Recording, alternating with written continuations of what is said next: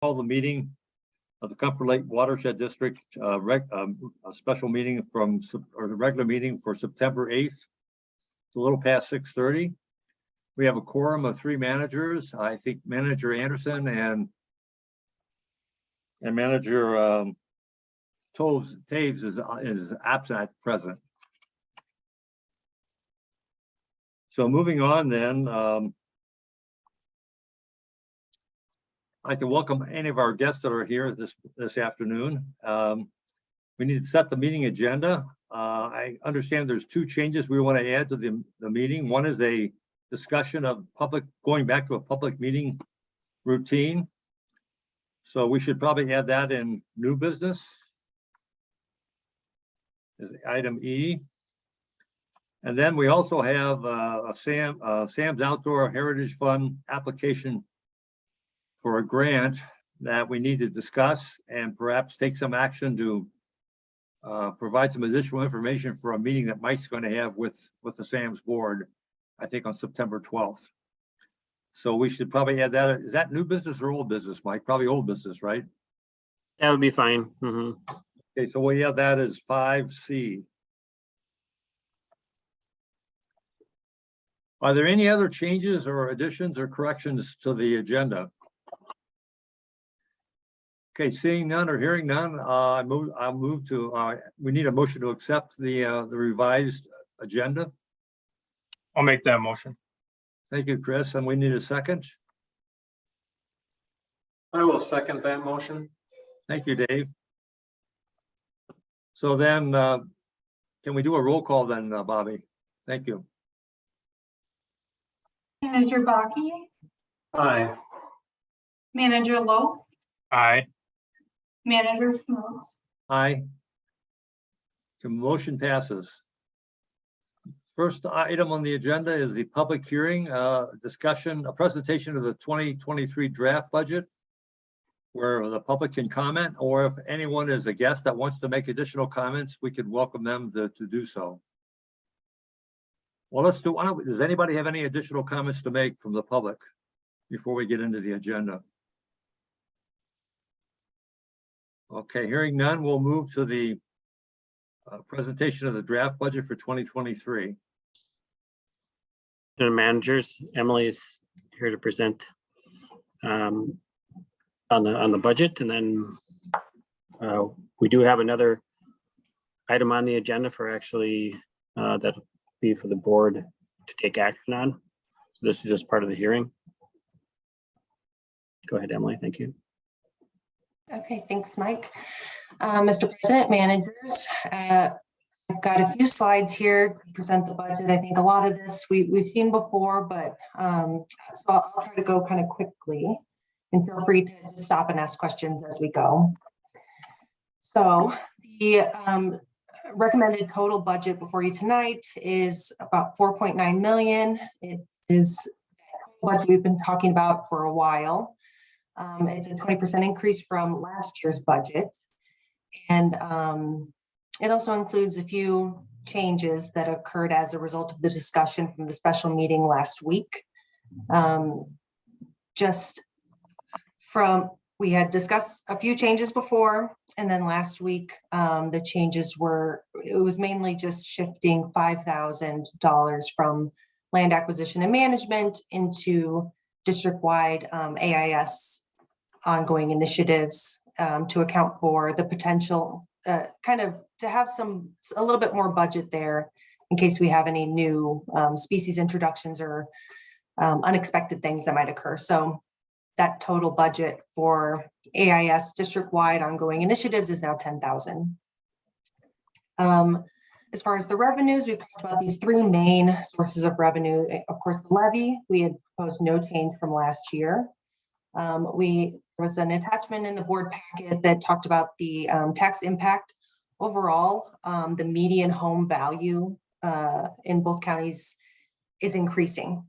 And so that exceeds the rate that the tax rate is decreasing. And so if you're just looking at the median home value, the tax impact goes up slightly. If you were to look at the exact same value as last year, the tax impact would go down. So I hope that makes sense. we had decided to estimate Clean Water Partnership loan revenues of 1.2 million. So that includes spending 1 million of our second loan, or what we've been calling Loan B, this year, and then we'll go for another 1.2 million in 2023. And projecting 2.1 million in earned grants and other revenue. Here's the cash flow. This was sent out and posted to the board packet. We discussed this a little bit at that special meeting that managers Loth and Baki were not there. So I'll go over it here again, but basically I worked with the district accountant. She produced these graphs. I provided some estimates of, just what we know we're going to expect with our projects and those grants, and just looking back at trends for regular ongoing expenses like the staff and engineering and administration and things like that. So you see these bigger spikes in both expenses, but the revenue comes as well, or just opposite. But really, it's the construction of a couple of big projects. We've got County Road 50 Iron Enhanced Sand Filter will be finishing up next spring.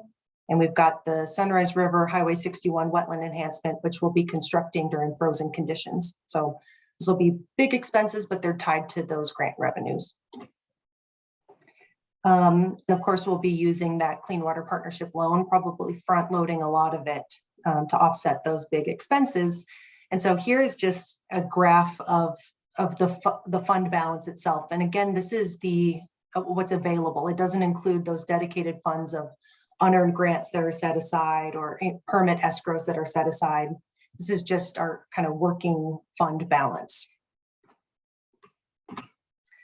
So really the conclusion is that the fund balance should be sufficient to support our work throughout the first 6 months of next year until that first levy payment arrives in early July.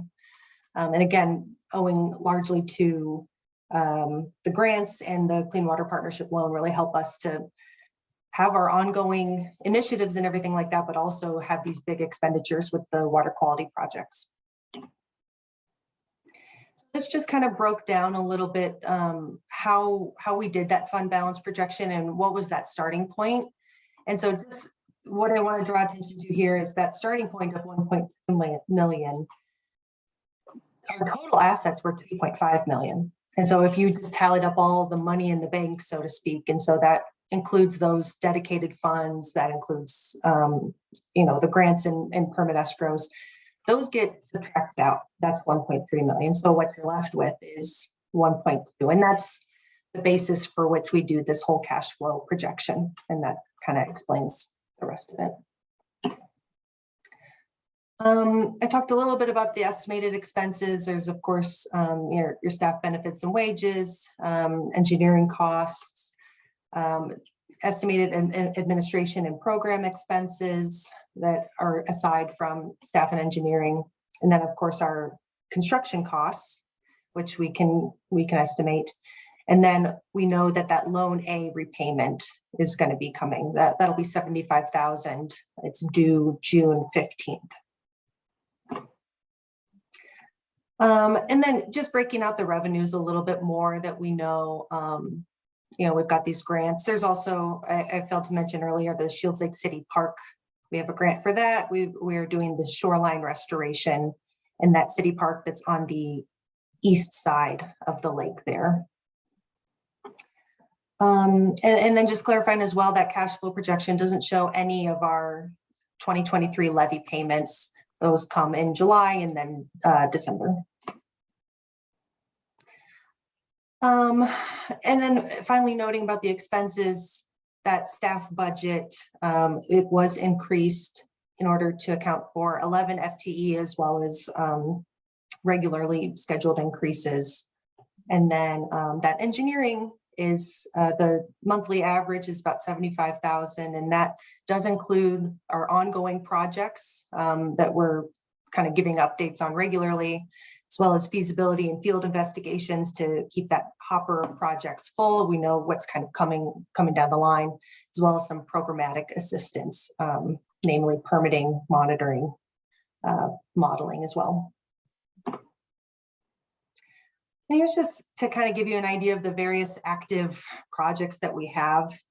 Here was just a snippet from a recent agenda. We thought it just kind of illustrates the various things going on right now that we're working with EOR on, and we've got a lot of projects going on. There's just a lot of different things to be keeping track of. And so that kind of explains why those expenses are the way they are. Usually in our budget presentations, we talk about our progress toward our goals. I think we've been talking about this a lot lately, and so I want to just kind of keep moving along. I don't want to spend too much time, but again, we're getting close to meeting those goals. We've implemented a lot of projects. We have a lot going on right now. And we're also doing that data gathering to look ahead into this next 10-year period of once we meet those water quality goals, what's next? And in short, building that landscape resiliency and getting multiple benefits, not just that water quality, but still protecting the water quality investments. And so I have the next 4 slides are just completed and in progress projects that we have in each of the 4 lake management districts.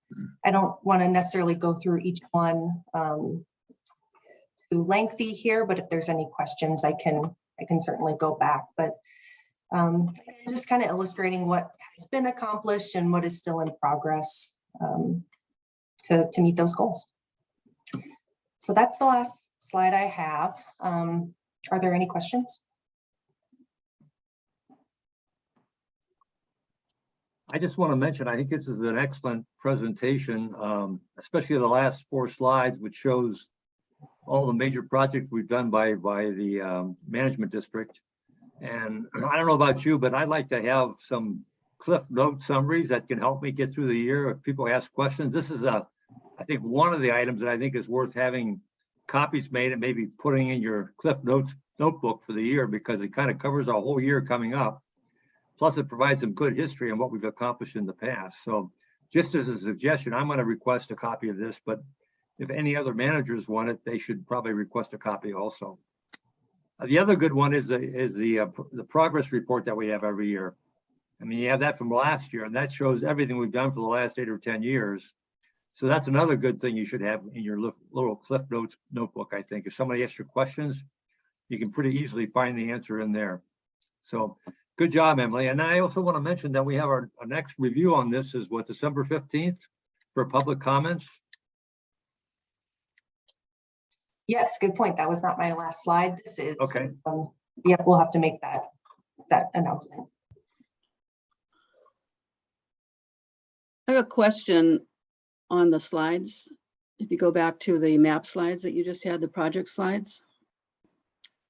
Are the numbers that you're representing here at the lake source, or at the lake that it flows to, or is this at the site of the project? I'm talking about the phosphorus loads. I'm sorry? At the lake it flows to. That's a good question. Yeah, I think it's important though to show what's coming out. I've just picked the top one there, Bixby Park Wetland Enhancement. What is the phosphorus level that is coming off of that project itself? Because it answers the question of what's traveling in the tributary, getting it to that lake, one of our 4 major lakes. So I think that's always important to show. And then to give a total of all of these instead of having to add them up in your head. I think it's really important to show both of those things. And we only have sediment coming off of one project that we're showing here. You show phosphorus on everything. There's no sediment or other measurement, and then it looks like we're just giving percentages on the one here for Highway 61 Sunrise Wetland. That's a hard thing to gauge, when you're looking at this as a non-board member. Mm-hmm. Yeah, I can work with EOR to get Yeah. those sediment numbers. And then one final thing that I think is always important, and it helps explain to the public why we focus so much on phosphorus, is to give the, once you have the total, to give the equivalent of the algae reduction that's been achieved. And that's the benefit to the public. So we always need to show that benefit, not just in the loss of phosphorus, but what does that mean to the general public? I think that's a good point, and I think we probably want to do that at a macro level when we make larger presentations to the public. But you might put a footnote or something at the bottom just to recognize that 1 pound of phosphorus equals 500 pounds of algae. But it's a good point. As far as sediment goes, I think this is something we're getting into, and I guess even though I've been around for a while, I don't have my head completely around sediment and how this all fits together with other things we're doing. So maybe at a later time, we might want to have a little discussion about that when things maybe slow down this winter. And then we've got nitrogen, and we've also got chlorides that have been, boosted up into our priority system as we complete our phosphorus focus. So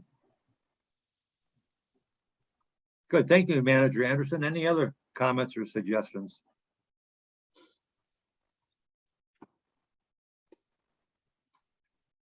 Okay, well, good. Thank you very much, Emily.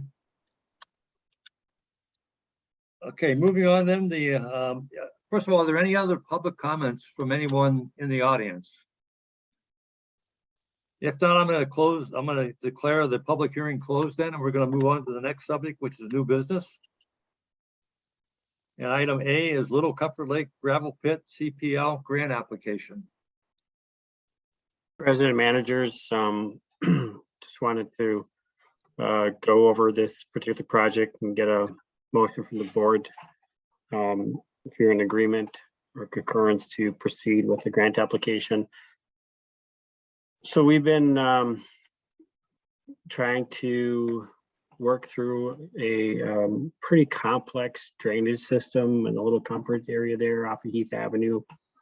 Kind of in that Franta property, if you remember, that we looked to acquire a couple, 3 years ago. And so presently we have established that there's a parcel there that would serve us well to complete the one portion of the Little Comfort grant project that we have. And it's largely a large portion of the property, or the one parcel is a gravel pit. Not fully abandoned, but used maybe only enough to not be ordered into some sort of level of restoration. However, its current condition then is conducive for the district and our efforts, what we want to do there. And with it, then we were originally going to look at there's basically two main parcels. There's the farmstead parcel that has a little peculiar thumb, if you will, that of wetland that we were interested to tie in with this other gravel pit property. And so we've talked to landowners, and so there's these two parcels, and we have been trying to navigate them through the CPL, this is the Conservation Partners Legacy Grant, the same one that we used to acquire the Cranberry Lake property with. And so we can apply for both parcels, the farmstead parcel and the gravel pit parcel. Max each is $500,000. The gravel pit we anticipate to be well under that. The farmstead one very well will be over that. But in general, right now, timing isn't, we don't have all the information that we would like to have for consideration of the grant application. And I guess I would be happy to engage both the board president and council. Once we get the appraisal is due back to us September 17th, and the application deadline is September 19th. So kind of some quick turnaround, but we're communicating with the DNR, and we've drafted up a couple of sort of scenarios to proceed, but just in general at this time, so we would need a board action for us in order for us to apply, because it's going to be the grant request would be over the $40,000 limit that the board has implemented as far as grant applications. Are there any questions? President Schmalz, I had a quick one. Go ahead, Manager Laws. I know we're waiting on an appraisal, but do we just have a rough estimate on the value of these two parcels? So we did ask for and received a sort of a realtor's estimate, if you will, and the upland would be probably in the 12,000 an acre component. The wetland would be around, well, it's skewed in part by that property that was sold off of GD6 that we were looking at a year ago. So it might be as high as 4,000. So we haven't quite aggregated, because we were originally talking about basically taking that thumb off and redefining that. But we would think that the farmstead parcel, just the land, would be worth $500,000, and then there's these buildings. I really don't see the buildings outside of the one metal pole shed to be of really any value. I think I consider the house and the other buildings to be pretty much tear downs. So the only X factor, though, is that we're talking about property that is, has some shoreline component to Little Comfort. So what may happen is that we get we can apply for the grant. The thing that we cannot do is that if we get the grant and to protect the land, is that we cannot sell off any parcels. So there would be, we would not get the appraisal for the farmstead, because we only asked for the gravel pit to begin with, and that wetland thumb. So we'll get that on the 17th, but we won't be able to get the other one until later in the fall, November. So then the reason we're interested in the farmstead parcel, and maybe we could pull it up if the board is interested, is because we don't have access. The other parcel is landlocked. So there is a small undeveloped lot on the southeast corner opposite of where the farmstead is that we could potentially gain access to. I just earlier today asked Blaine to contact the owner there and to see about that option. So a little bit up in the air, but we definitely are interested in this. We've talked to the owner. They are receptive to selling it. They're not living there, so they're receptive to selling it at the right price. So whatever we can infer from that, but of course we would be restricted by an appraisal, and they can of course go get their own if they want, and then I see where it comes out in between. But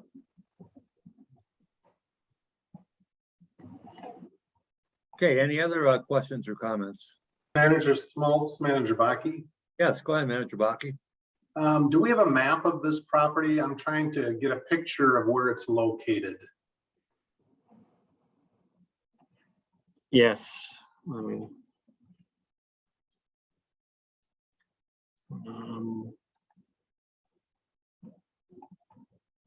It's off of Highway 8, correct?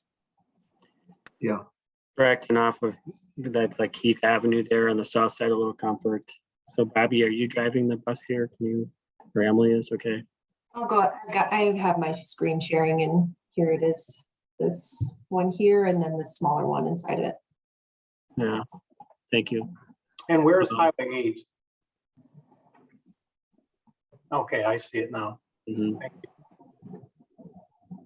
So there's just this little corner of the parcel that over here, that's shoreline. But, you know, we expect this portion to be wetland. You know, so you would have a view potentially from this upland here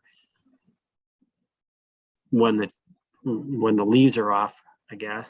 But nonetheless, it would be protecting at least, you know, some portion of that area from somebody wanting to cut a path all the way to the lake, which has been done elsewhere. But the real problem again is that the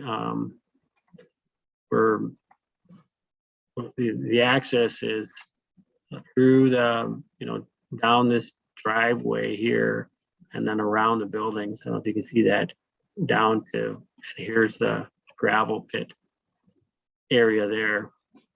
So there is this one small triangular parcel off the southeast corner that's not on, and it's owned by the adjacent property owner. So that might be a way to get in there in order, you know, at least to have a temporary construction easement to do our project and then come back. So, you know, but we are definitely interested in this piece. And then here's this thumb I was talking about, where we would like to square it off because this entire thing is wetland. So it would add value to what we're trying to do in this area. So if we went through with the landowner and changed the lot lines, or either merge these or just made them two separate parcels, then that might be, you know, again, another option that the district could consider depending on where they're at. You know, because we have no idea what at the right price means, you know, so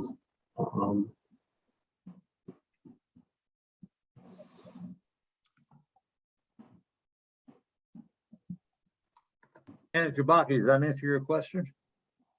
Yes, it does. Thank you very much. Okay, And good. I'm willing to make the motion to authorize the administrator to apply to the Conservation Partners Legacy Grant Program for acquisition of the properties described. Thank you, Manager Baki. Is there a second? I will second that. Manager Toth, thank you. Bobby, please do a roll call? Manager Baki, Aye. Manager Lowe, Aye. Manager Taves, Aye. Manager Schmaltz, Aye. Manager Anderson. Aye. Okay, motion passes unanimously. Thank you. Okay, next topic, permitting notification requirements. Mr. President, managers, so I feel like this is a case of no good deed goes unpunished, but where we had a situation, or we currently have a situation with a permit out in Bone Lake that was problematic several years ago in terms of compliance. And so it sparked a memory of me for myself when I first started, that there were some postcards that the district had that I would send out to the 2 or 3 permits a year that were being issued for the district. And you know, time went on, and new staff came in, and that did not occur to me to direct staff to continue that practice. So it's not been done, and upon review, okay, it's in there that we're supposed to do this, and this is something that the district had put into its own rules at the beginning of time for the district rules. And again, the original intention there, you know, in terms of the 3 purposes that it served are noted and noteworthy from the standpoint, I guess, when there was just the administrator and no additional staff in particular. But now with permitting staff that we have, and not only a permit coordinator, but an inspector. I feel we largely cover that through our frequency of inspections. However, just given our current review of the additional workload, it would be notable if we did every one per the guidance or the requirements that we set forth on our own through our permitting process. However, there is also the possibility of doing something in between. But either way, as it stands presently, it is something that we have in our rules. But it is, I guess, sort of an established practice, if you will, that we haven't been using it.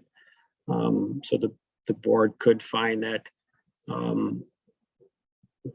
the staff could continue with not implementing that particular component. However, then, as noted in the motion, to direct staff with a proposed rule revision based on the ultimate, decision of the board of what we would like to see one way or the other. Alternatively, you can just direct staff to re-implement the rule in full or that component of the rule, and we would do that. Just noting that, as of just at least last month, we would estimate this to be a lot of letters or correspondence, and I think the potentially confusing thing is just based off of this one experience, because we did send out notices to the immediate property owners adjacent, is that we've had quite a few conversations about the property or the activity that largely was related to the city street work and not necessarily a district activity, but we're answering questions. So, that's a complicating factor that we've experienced here in this most recent example. So just, I guess, really want to open it up for discussion. And of course, council is here to advise the board as well if there's any particular questions that merit for further clarification. So any questions for Mike? Yeah, this is Jackie. Go ahead, Manager Anderson. Thank you. I'm still having trouble with the receiving end of my audio, so I think I'm going to paraphrase what I think you said, Mike, and you tell me if that's what you're asking. That the notification of neighbors within a certain area, it's usually spelled out a mile or half mile, whatever it is. You're asking to not do that notification when there's a land use change or a permit issued in or requested in an area. Is that what you're asking? It wouldn't be a land use change, it would just be any time that we issued a permit, even if it's just an erosion control permit that I issue administratively and not one of the other types of permits where there's a stormwater feature or a buffer rule impact or something else. And that's where, yes, it's either, it can be this full spectrum of not sending out any notifications, which is what, as I understand it, most watershed districts are not sending out any notifications because, typically that, given that that's more of a land use function or concern, often, that's done through a city or other land use authority. But there are some watershed districts that have a revised rule that requires the district to send out notifications for certain types of rules that are being implemented. If that makes sense. Well, I'd be interested in hearing the legal input on this because, because the changing of land is a pretty big deal. And I know in the township and the cities, of course, that's required, counties when they have that authority, you know, in township areas. So I'd be interested to hear what Chuck has to say about the requirement under statute for watersheds. Well, Mr. Chair, Manager Anderson, managers, there is no legal requirement under statute for the district to notify people in the vicinity of a proposed project when an application is made for a permit. So it's purely a matter for your judgment. Mike's memo indicates several purposes that notice serves. And he's also outlined how he assesses the resource burden on the district as well as the fact that the district can be engaged in speaking to folks who have concerns about zoning or development matters that are not within the district's realm. So the bottom line is that your rules do presently have such a public notice requirement. An applicant needs to provide staff with a list of all property owners within 500 feet. And then staff sends out a standard notice that an application has been submitted. So it's in your rules. And so it's something that staff should be implementing in less and until you go through the rulemaking step of changing that process. And as Mike said, you could eliminate it entirely. I had talked with Mike. We work with 7 districts in the metro area. 2 of them have notice requirements plus Comfort Lake. 4 do not have any at all. And then the 2 that do have requirements have certain categories of permits such as erosion control where the requirement doesn't apply because the assumption is it doesn't raise major issues that neighbors would be concerned about. So that's just in front of you. It's entirely up to your judgment. President Thank you. Schmalz. Thank you, Mr. Olman. Yes, President Schmalz. yes, go ahead, Doug. Yeah, option 2 as it's laid out there sure seems to make a lot of sense to update this information rather than kind of bump along and sort of doing it and not sort of doing it. It just leaves, bring it up to speed as to where we are and what kinds of things should have notifications, which things don't require that. It just kind of makes sense to update that. Thank you, Manager Taves. Any other comments or thoughts? President Schmaltz. Go ahead, Chris. Manager Lowe? Sorry. Is it safe to say that notices are going out? They may just not meet the 500-foot requirement that the rule is stating? No, we have been not doing the notification at all over the last several years.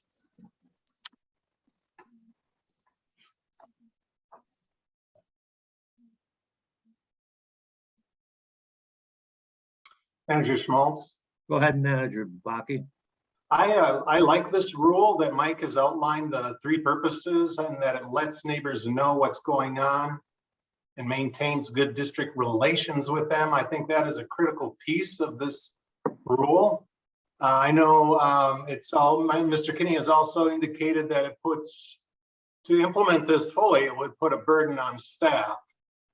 And I guess my comment to that is that we are projecting a fund balance of 1.3 million for next year.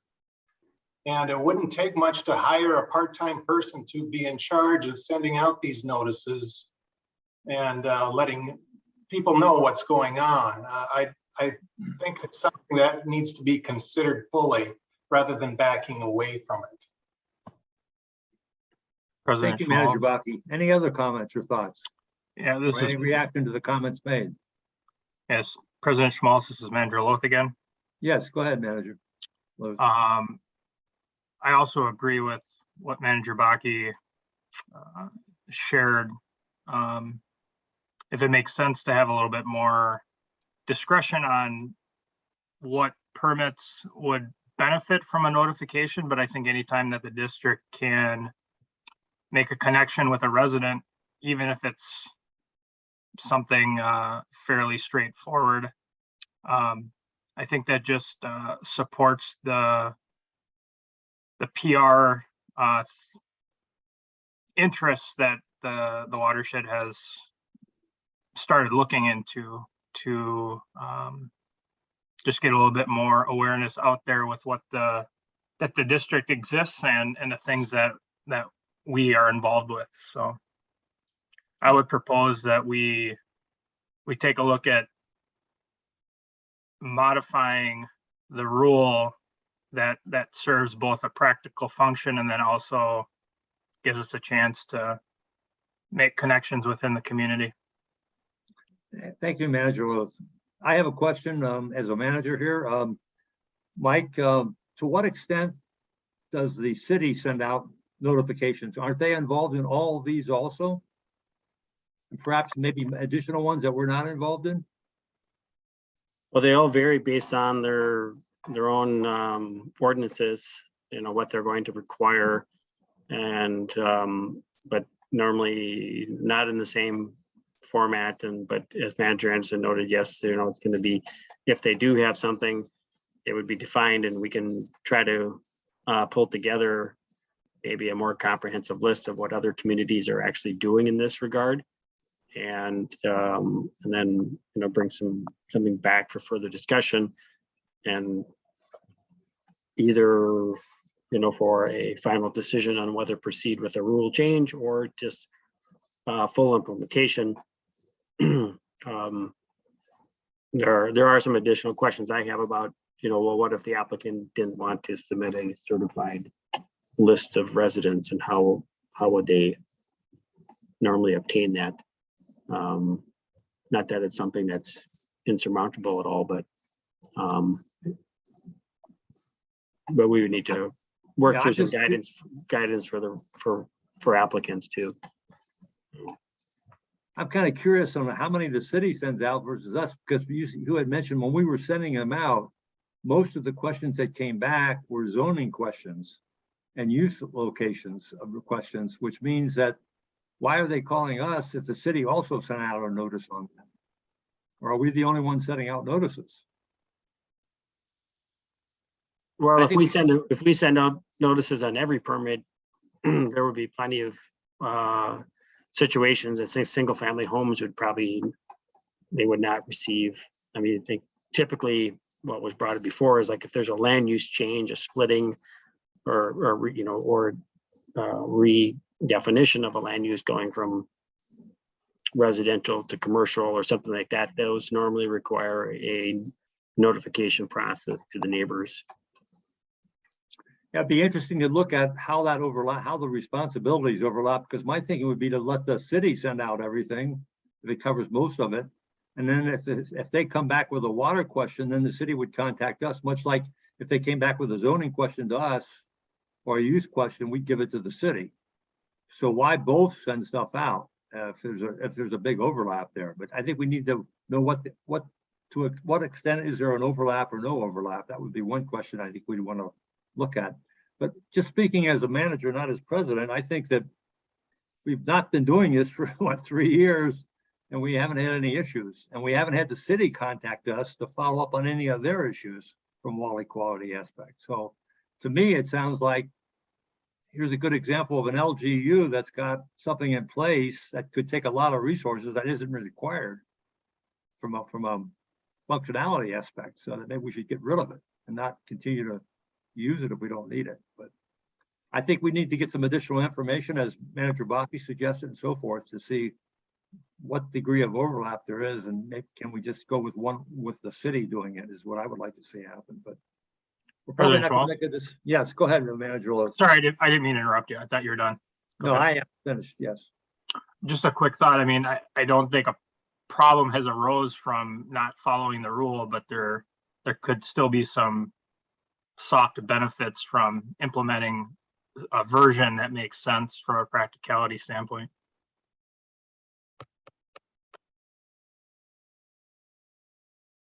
Okay, well, I think I guess what I'm suggesting here is that from what I've heard the board say is that we should probably go and collect some additional information and then come back and discuss it again. I mean, we have opinions pretty much all over the board right now.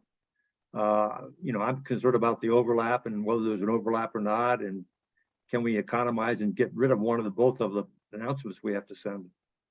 And then I think there's some other questions that were raised, and Mike, you had some questions you wanted to dig into with other watersheds also. So maybe we can just spend some more time looking at this and coming up with a recommendation for the board to reconsider. Yeah, I'll make the motion to direct staff to return to the board with some more information on proposed rule, revisions that are consistent with the conversation that has taken place this evening. Good motion. Thank you, Manager Wolf. Is there a second? I'll second that. Okay, Manager Anderson, thank you very much for the second. Bobby, could you please do a roll call vote? Manager Baki, Aye. Manager Loth, Aye. Manager Taves, Aye. Manager Schmaltz, Aye. Manager Anderson. Aye. Okay, motion passes, and we'll look at this at one of the future meetings. Thank you. Item 4C, new business, is Comfort Lake Point intercept surveys. President, managers, another topic of interest and debate. We have presently, we'll recall maybe back in June that we talked about this fluoride treatment, whole lake treatment for Comfort Lake. And there was an unresolved matter regarding the doing the point intercept, which is a required element of the permit to do this treatment. Blue Water Sciences is the one doing that work, and they have an estimate of $5,400 for the 2 surveys. So there's really 2 options for the board to consider. But I think in general, as a matter of being a partner with the Lake Association, I guess I personally would have leaned towards option 2, even if it wasn't fully communicated or directed at the time when it was discussed last June. But Gary Miller is here as well this evening, but otherwise, if there's any particular questions for the other board, we'll take those now.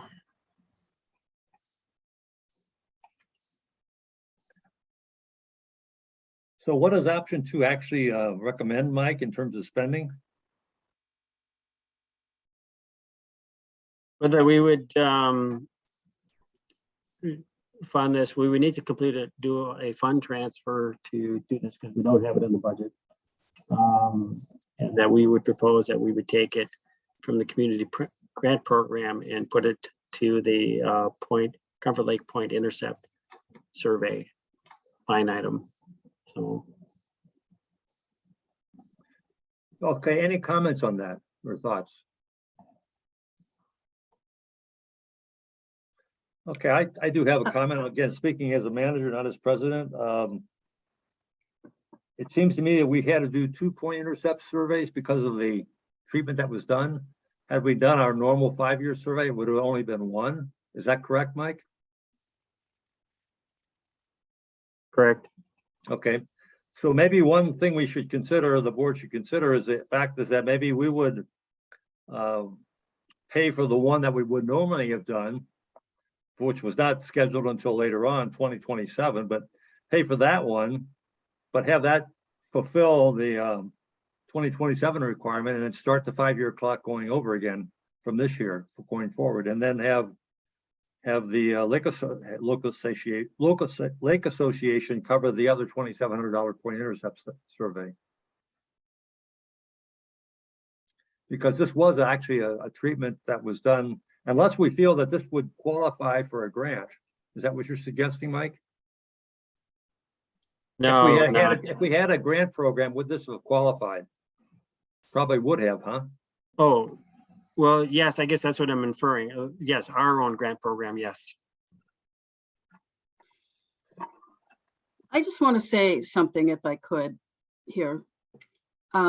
This was known in the beginning on what this what this whole program was about. This was brought to the board. The board approved it, and that included both of these surveys. I'm really puzzled why this keeps coming up as something that is like a curveball being thrown at the district. Mike and Garrett sat in on the meeting that was held with the DNR and the Lake Association about this. So I think option 2 is how I thought this was going to work, is that we were going to be using grant dollars, or excuse me, district grant dollars, just to clarify, for this area, and that the district partnering with the Lake Association would be responsible for that. That the Lake Association did not have to have a separate contract with Blue Water Science or any other monitoring service like this. So I'm a little puzzled why this keeps coming up as a big shock and surprise. But if that's the case, then I would recommend option 2, as Mike has listed. And to your point about not doing the other survey, that's exactly right. You wouldn't be doing both of the types of surveys in that year. So the delineation survey, which is done for the 4 years that we're not doing these more comprehensive surveys, would not be done. Right. Okay, so I guess maybe I forgot about the stock being discussed earlier. Perhaps I was gone at that meeting. So Yeah, if that were the case, I would personally lean to option 2 then, given that additional information. Thank you for bringing that up, Manager Anderson. sure. And just one more point is that keep in mind that this is part of a DNR study on treatments for Eurasia milfoil. So they're collecting all this data from various lakes around the state to understand and to achieve a best practice for treatment of Eurasia milfoil. It's real tricky. It's different by the lake type, and all of the inputs of each individual lake, they're different, a lot of them. And so this is part of a research project on a statewide level. Right, I do recall that there was some degree of concern that in this particular approach, that there's a pretty good risk that you could destroy a lot of your native vegetation. And so I wasn't so sure that the watershed district would be assuming that responsibility by being part and paying for that, if that were the case, because if that happens, then there must be some subsequent restoration cost and effort required. Well, just to that point, the whole point of this is that you keep that Floridone treatment at a low level, a consistent low level. And that is at a level that is not supposed to, I'm not saying that there might not be some loss, but to keep that loss at a very minimum level. It doesn't have impacts on swimming, for example, doesn't have impact on animals getting into the water and drinking the water and so forth, or people.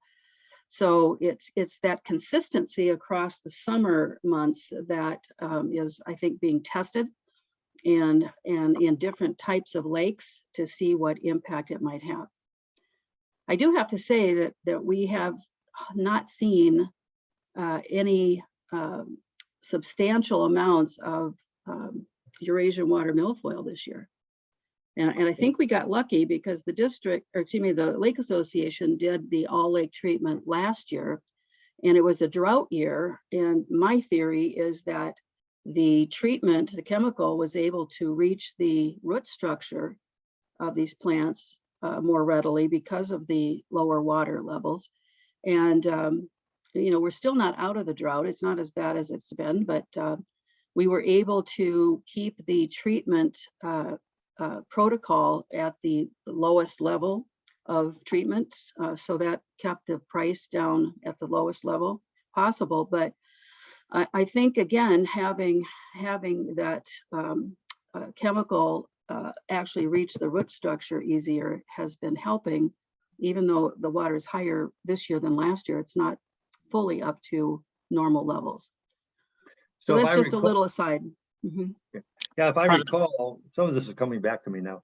If I recall, the DNR funded the treatment then, correct? We did not fund the treatment. Well, the treatment quote was for somewhere between $50,000 and $65,000. And because the treatment company did not have to go out as much as that high end would have required, that's a scenario where you have a lot of precipitation, a lot of wind, and so you get drifting of the chemical, and that wasn't the case. So they were able to do the minimum amount of treatments, and so it kept the price down at that 50,000 level. So who paid for the 50,000? Well, the 25,000 from the DNR grant was 25,000, and the other 25 is up to the Lake Association to do. Okay, so basically then the watershed district doesn't have any risk involved with funding a treatment that may cause damage to the native population at this point. in time. Correct. I was concerned about that. Okay. Yeah. That's fine. I'm okay with President- paying for both of the things as option 2 recommends, and that makes the most sense, I think. I will President make the motion to authorize the district to follow option 2 as listed. I'll second that motion. Manager, or, I'm Manager sorry, Bobby, Smalls. do you want to do a roll call? Manager Smaltz, may I ask a question at this point? I'm sorry, I should have asked for additional questions. Thank you, Manager Baki. Go ahead. Mr. Just Kinney trying has to move us written in along here. his- Sure. Mr. Kinney has written in his description here, the district historically schedules annual delineations for curly leaf pondweed and Eurasian water milfoil, whereas point intercept surveys are scheduled once every 5 years. So is that true with all the lakes in our watershed district? Because I'm not familiar with this point intercept survey being done on Bone Lake.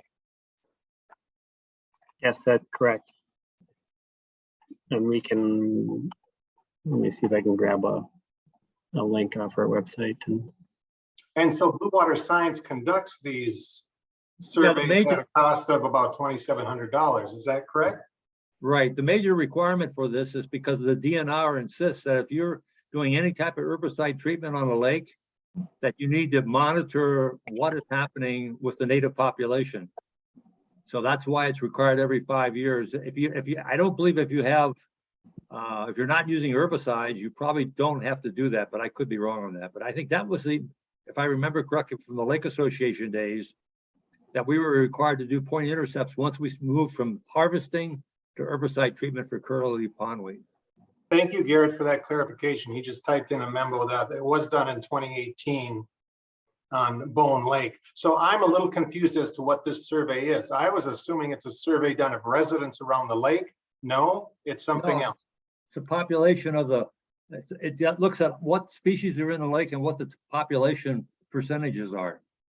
Okay, now I understand. I thought it was somebody contacting me and asking a question as resident on a lake. So, okay, that makes sense.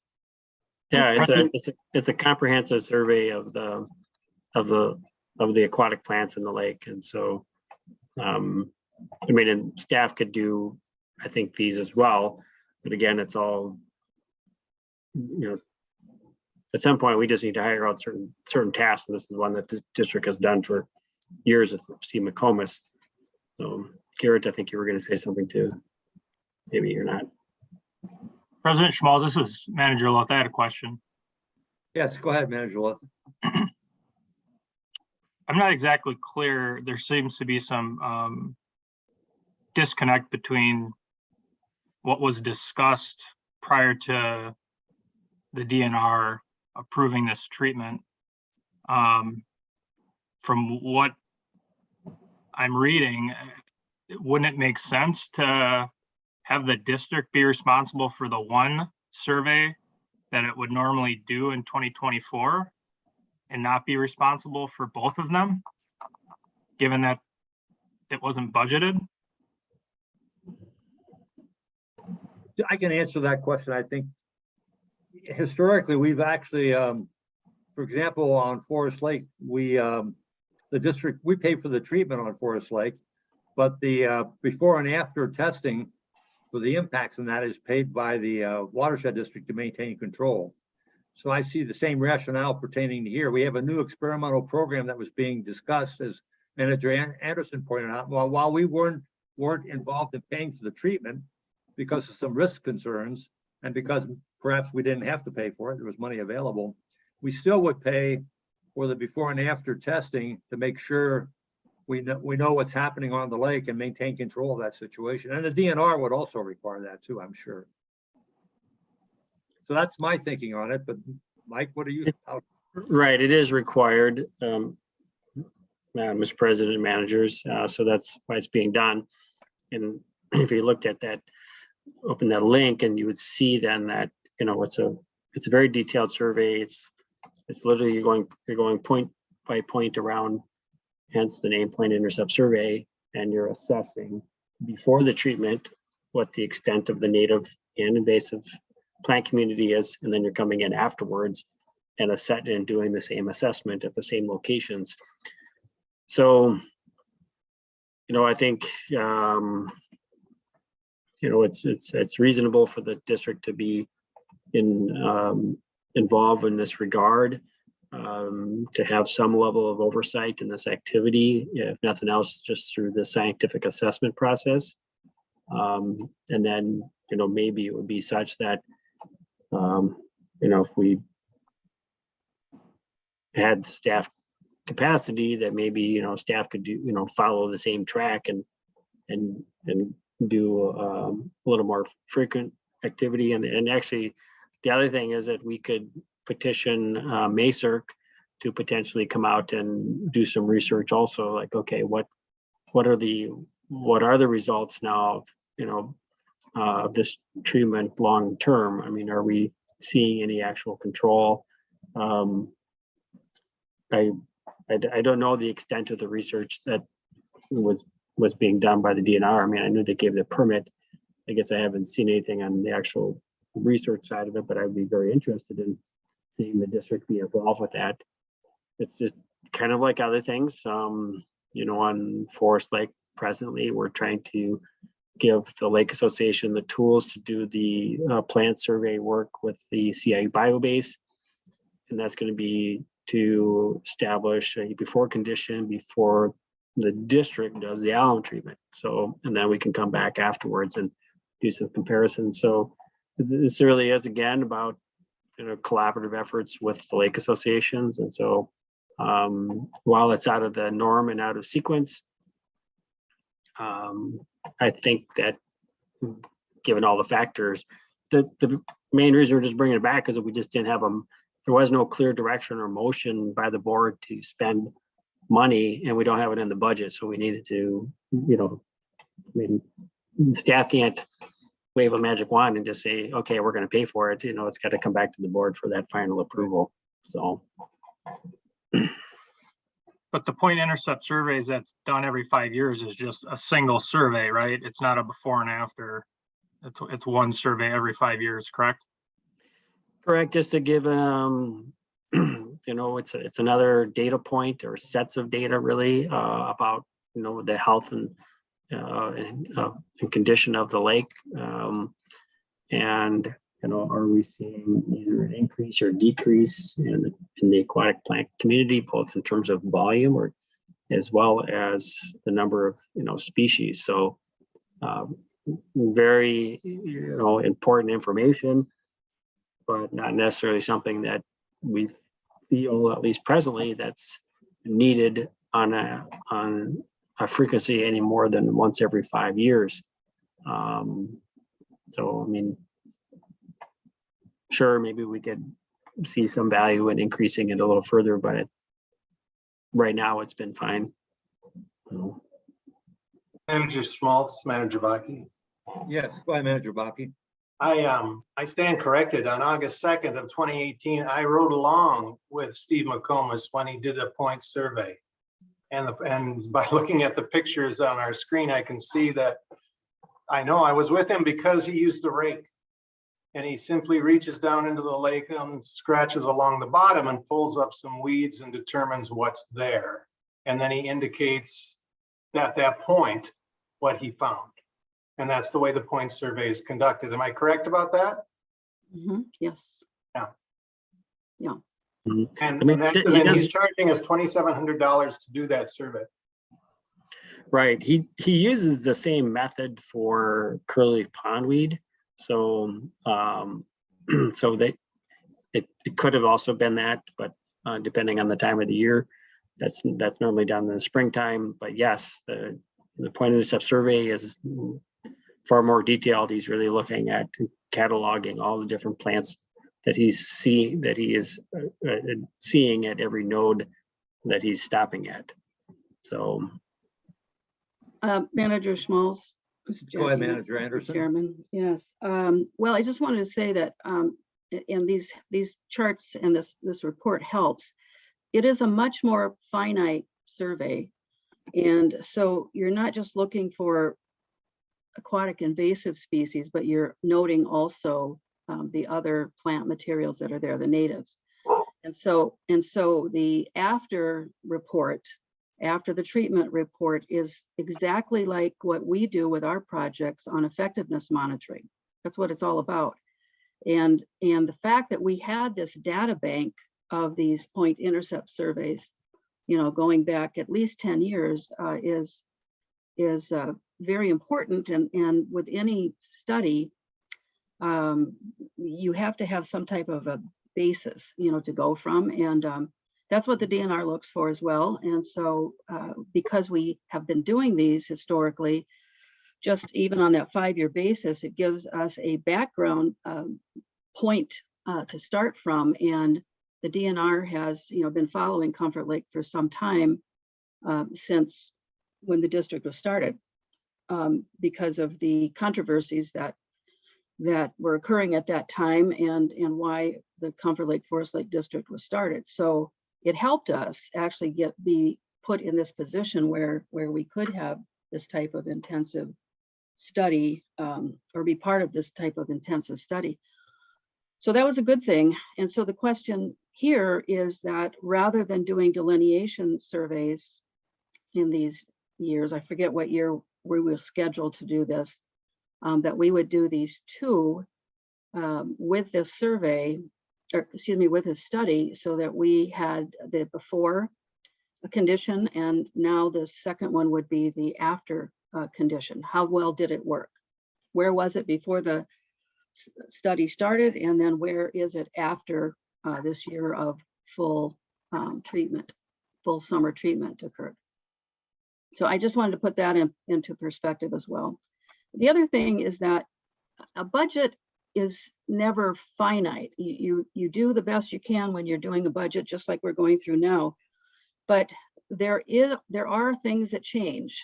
You can't predict everything that happens. And so this came about, I think, in late 2021, and wasn't awarded until sometime in probably late January, is my recollection.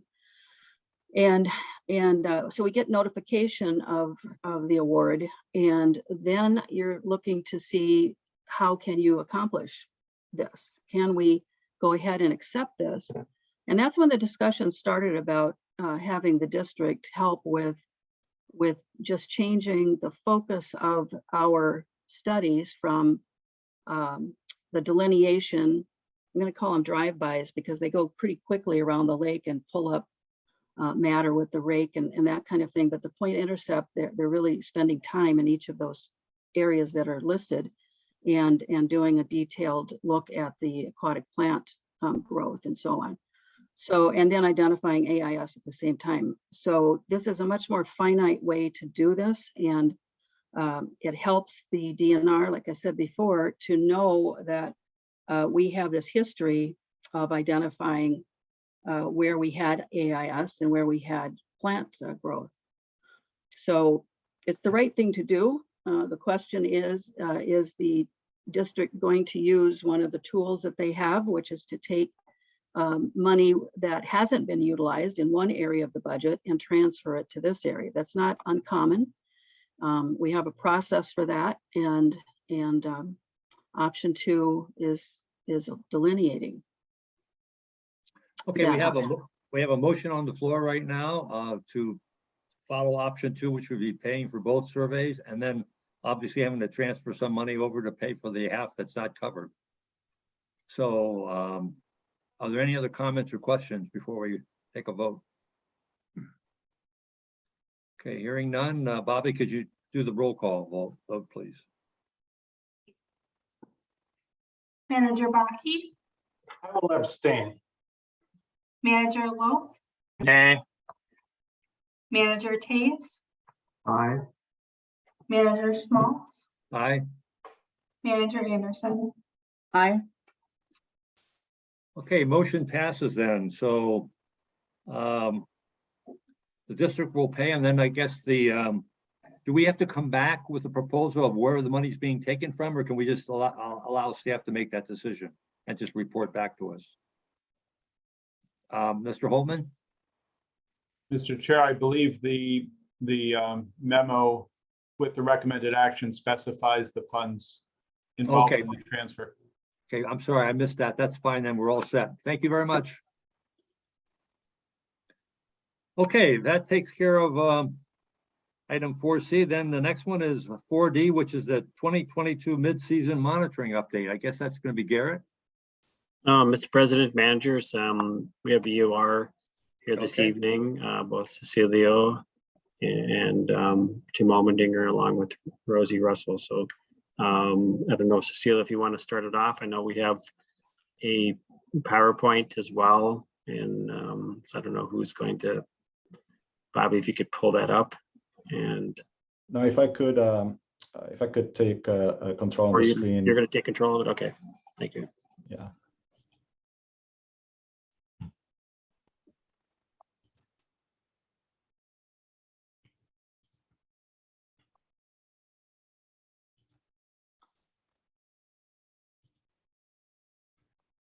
Okay. I think I got it. Mr. President, managers, I'm going to be talking about the 2022 mid-year lake monitoring results. And I'm going to be making the presentation. I have with me Rosie Russell, who is the PM for the 2022 creek and lake monitoring program. And I also have Jim Almendinger with us, who has been reviewing and advising on the data interpretation and assessment. So what are the data here? We're looking at 2022, and the data you're going to see here will go from April to July, sometimes August. We're fortunate to have some of those in some of the lakes. The lakes we will be talking about are Moody, Bone, Shields, Forest Lake, East, Central, and West Basins, Little Comfort, and Comfort. So one of the things that I want to mention that is important is we don't have a complete season. So we may see indications of data going one direction, but we cannot really make any final conclusions by extrapolating the data we're looking at. It's obvious, but I just wanted to emphasize that. The comprehensive complete quality control will be performed at the end of the year. So the data I'm showing to you right now have not been gathered through that process. Obviously, some of it happened, and if the data doesn't make any sense, then we'll be taking it out. But I want to make sure that that's understood. Sources of data that we're going to be using are the CAMP, Met Council, Comfort Lake Forest Lake staff, and instrumental research. So just very quickly, giving a complete picture of the monitoring, we have about 13 lakes that we are monitoring. We have 21 stream monitoring locations. We're not going to be talking about the stream, but I want to give you an idea of the what we're looking at in terms of monitoring overall. There are particular locations that are in orange here. Those are the diagnostic, we call it diagnostic locations for stream monitoring, and those have to do with, will inform the diagnostic study that is being done to Comfort Lake. Then there are the blue dots, and those are effectiveness. As Manager Anderson was mentioning before, when we design a particular BMP or a particular project and we build it, it's always an assumption based on experience that we have and or the data, what we expect that particular improvement to perform. And it's always good to go and actually measure it and see if we are right. We have been fortunate, in terms of getting designing features that are performing well, but it's always good to have to check it out. And then the green ones are the legacy. Those are important points in the watershed that we are monitoring on a regular basis every year.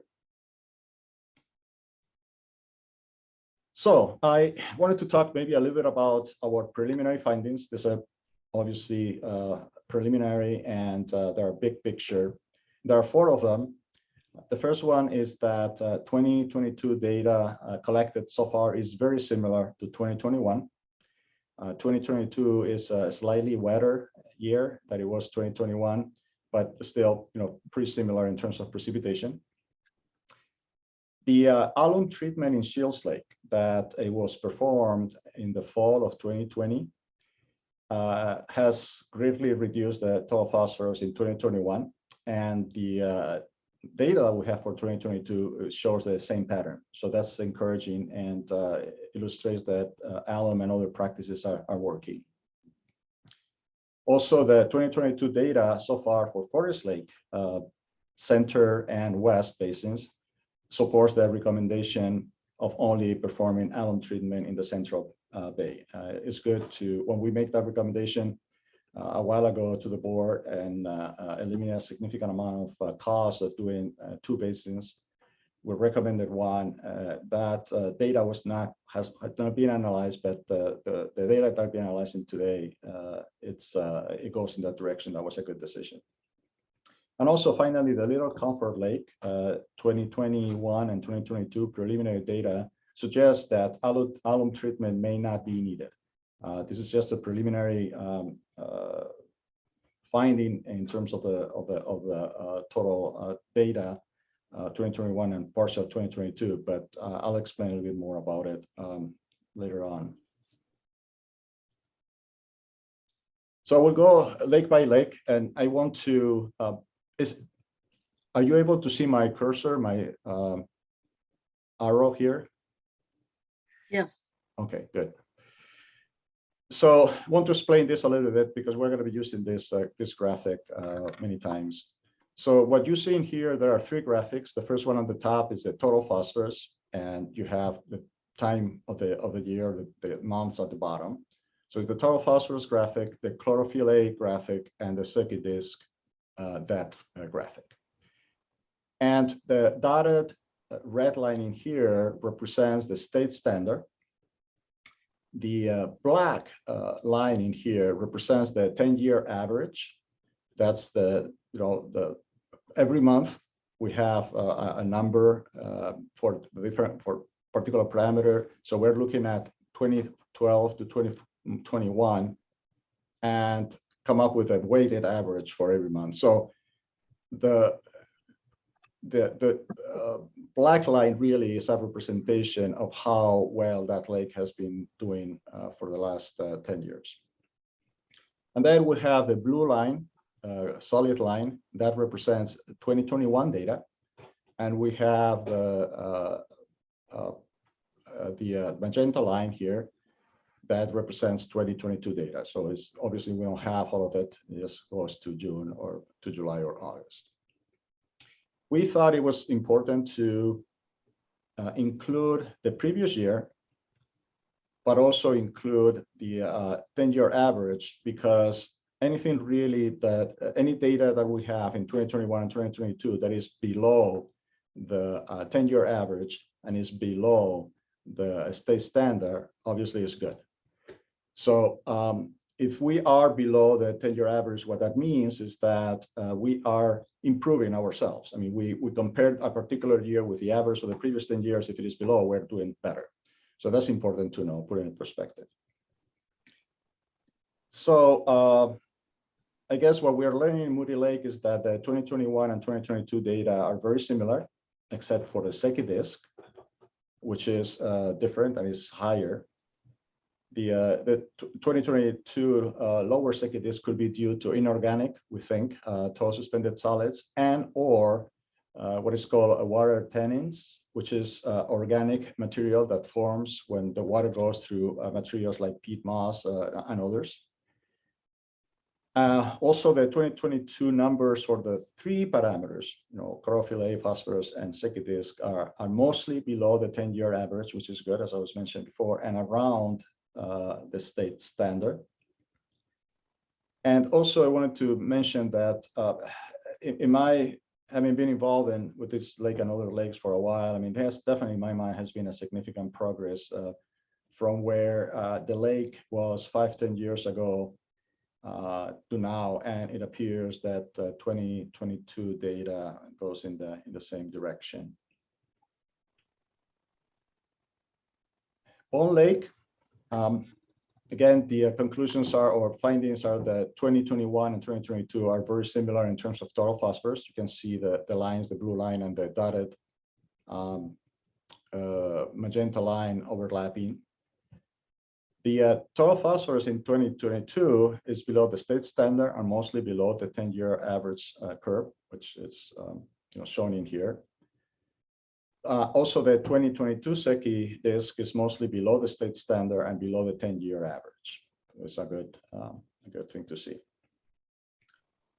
The 2022 Secchi is not totally mimicking 2021. You can see at the bottom of the graphic using the solid line 2021 and the dotted line are not really matching well, but the important thing is that they are following a similar pattern at the beginning of the growing season. I think that's important.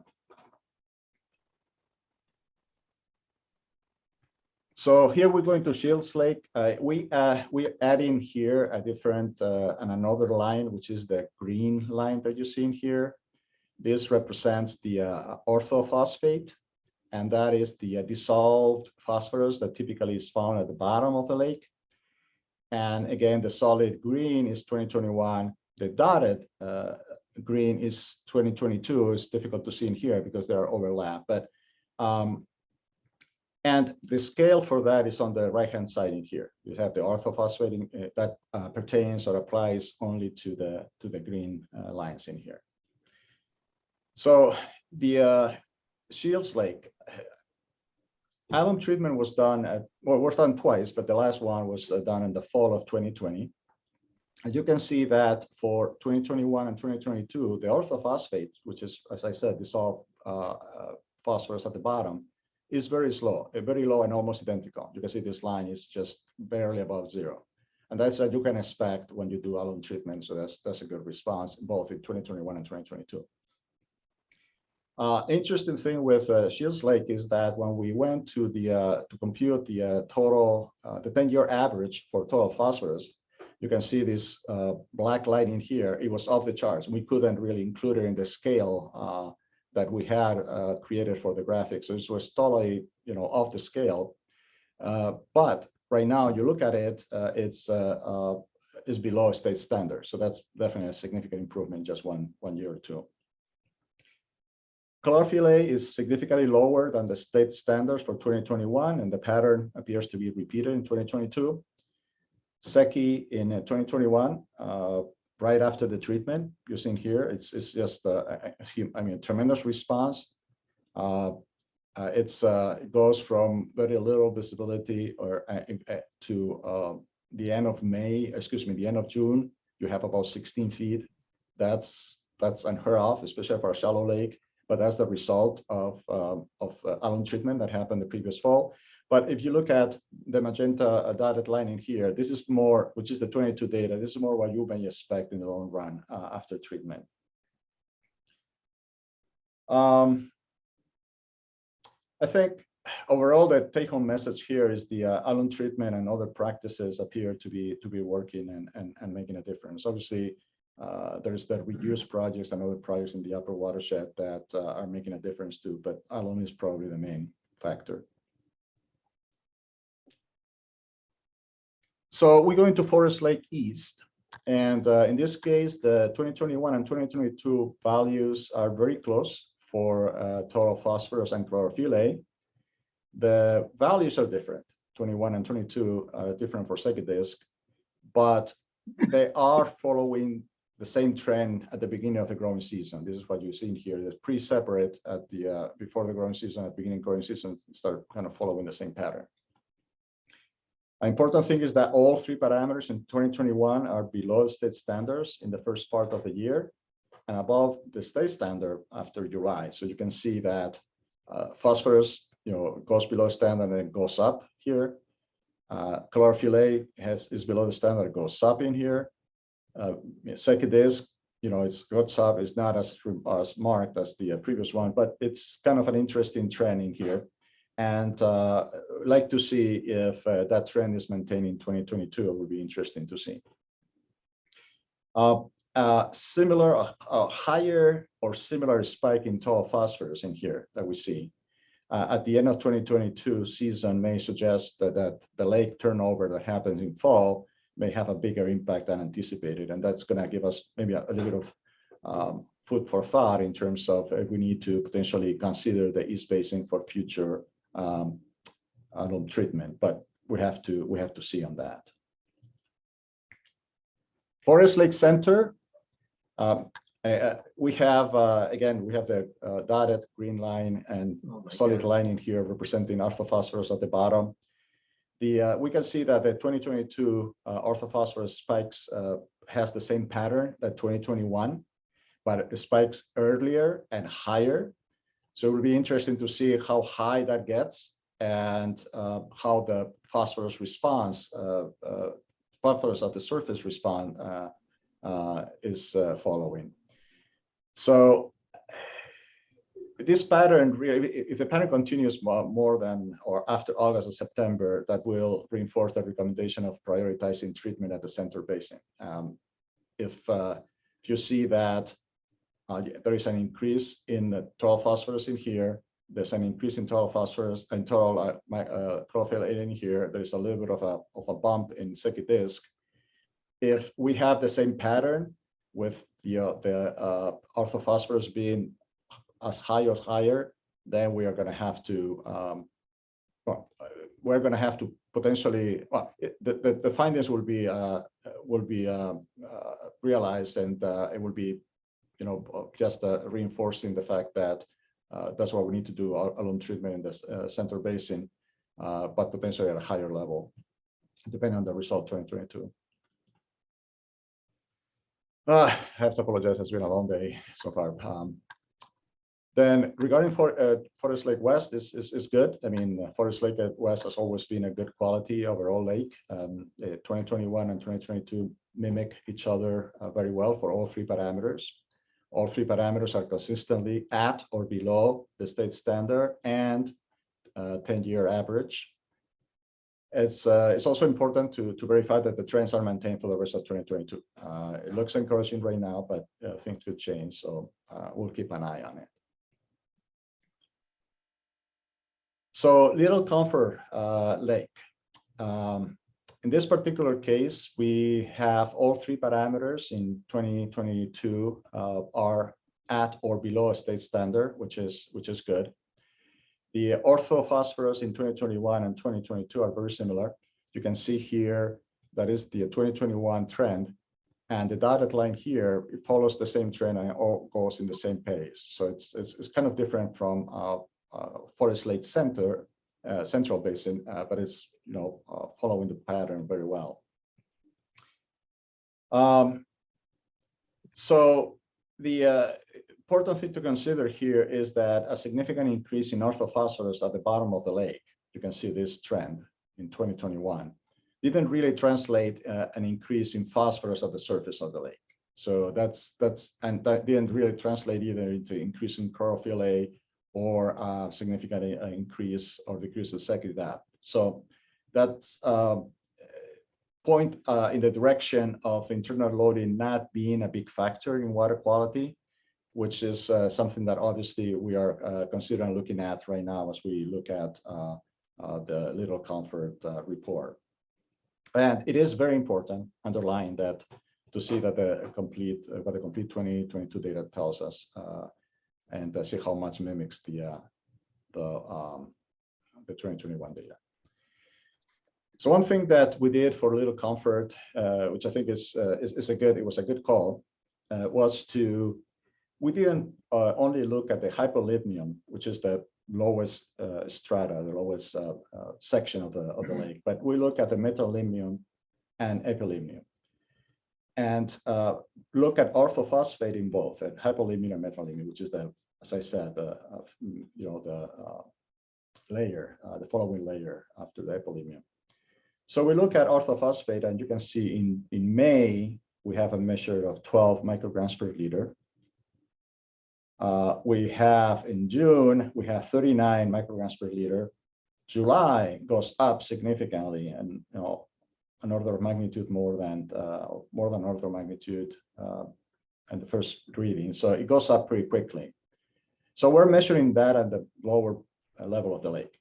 Now you go a little bit higher and look at the orthophosphates, and you can see that it's 9, 8, and 9. It's very constant. So the increase in orthophosphate that happens at the bottom doesn't really get transmitted or translated to the top, to the next layer.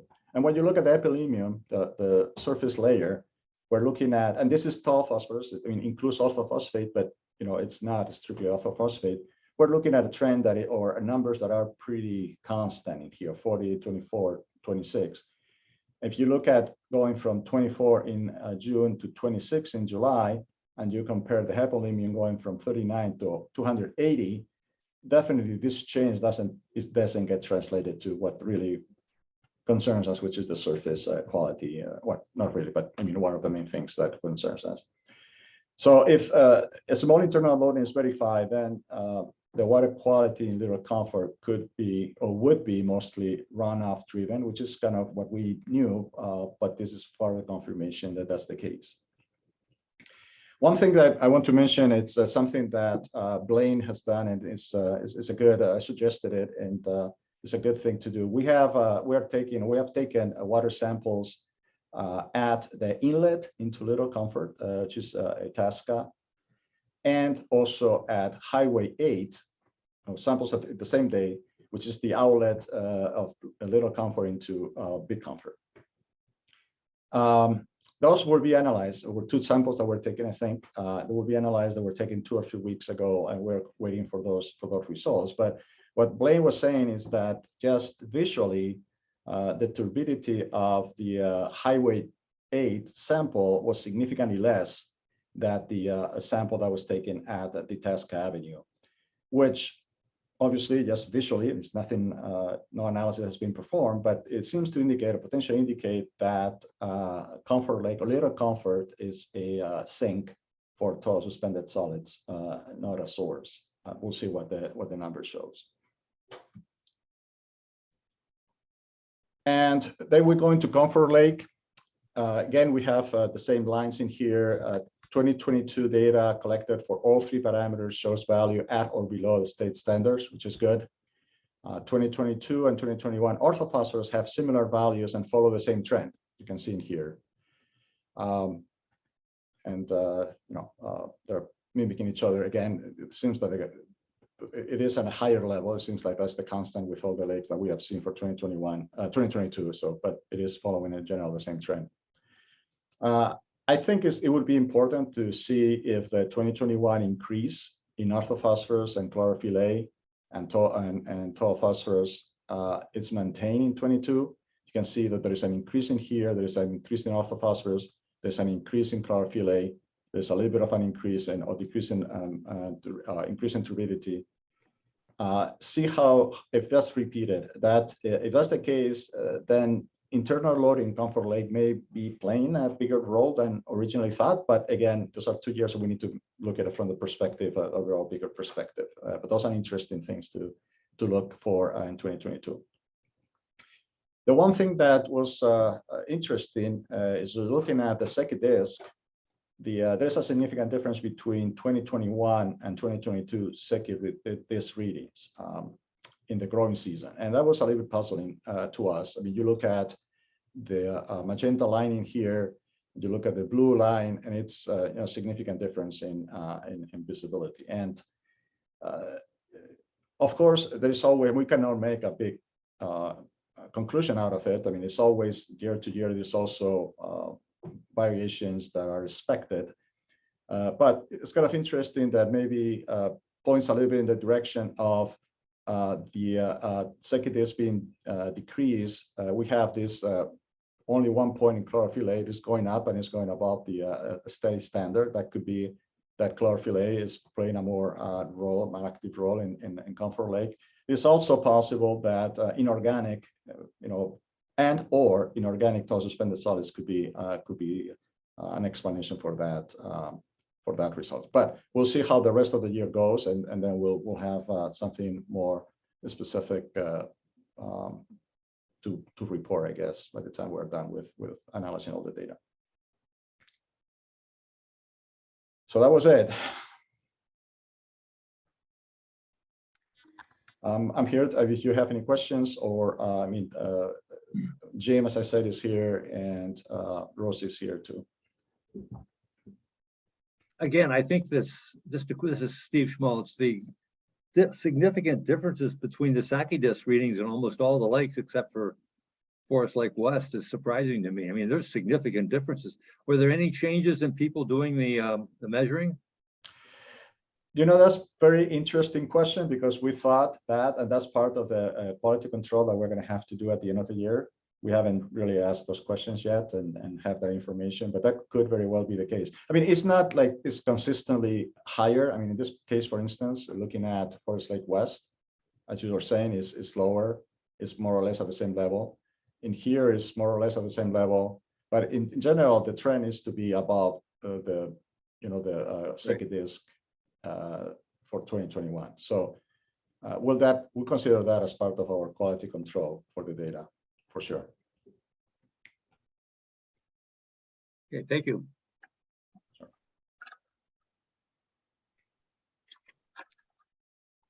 Any other questions for Cecilia?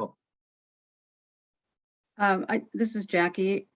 Yeah, go ahead, Manager Anderson. Thank you. When will we start reporting this to the MPCA so that we can delist our lakes? That's a question that is, in my mind, it's a bit more of a policy question. We can, I think Emily mentioned a number of times that there may be lakes right now that we could potentially ask for delisting. Mhm. If I recall correctly, I don't know if I recall correctly, but it has to be, the lake has to be below the state standard in at least 2 parameters for at least 3 years in a row or something like that. I think for some lakes we have that now. We could potentially delist those lakes, but it's I guess it's a strategic decision how the board wants to approach this. Okay, well, maybe that's a topic for another meeting. I just want to make a couple of comments. First, I'll do Forest Lake. Something that just popped out at me is each of those basins are very distinct. And I wonder, and you've broken it out by those basins, which is really good, I think. But Middle Lake, Center Lake has always been closer to a shallow lake delineation than the other two. And I wonder if we are at the point where we shouldn't be looking at that compared to a shallow lake, and rather than a general purpose lake. And I don't have the maps in front of me, but the contours of the bottom and so forth would indicate that the littoral zone would be a very big indicator of that. And it might just help to manage that lake better in the future, because if it should be, boat traffic is already regulated, through buoy markers and so forth. But maybe if we really took a good look at that and we could direct that even more, we wouldn't have the disruption in the other two basins if we could control, that disturbance to the bottom. And so that's just one thought that came to me, is that we might need to start looking at those as very distinct basins. They're connected certainly, but our scientific approach should be maybe a little bit more focused on exactly where they fall in that range of lake categories.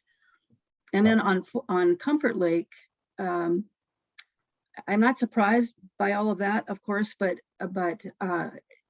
if you go back to Little Comfort, I'm astounded that chart that you just had up right there. I'm astounded by those readings in total phosphorus for June and July. Is that consistent during the summer months that we're now at 26? You're 24, 26. okay, yeah, you're looking at the table, sorry. Yeah, I mean, it is what we are looking at and what we're measuring there. And I mean, if you look at, I mean, this graphic explains it fairly well. If you look at the solid green line here, and you see what this huge increase in hypolipidem concentration produces at the surface is almost nothing, doesn't react to it.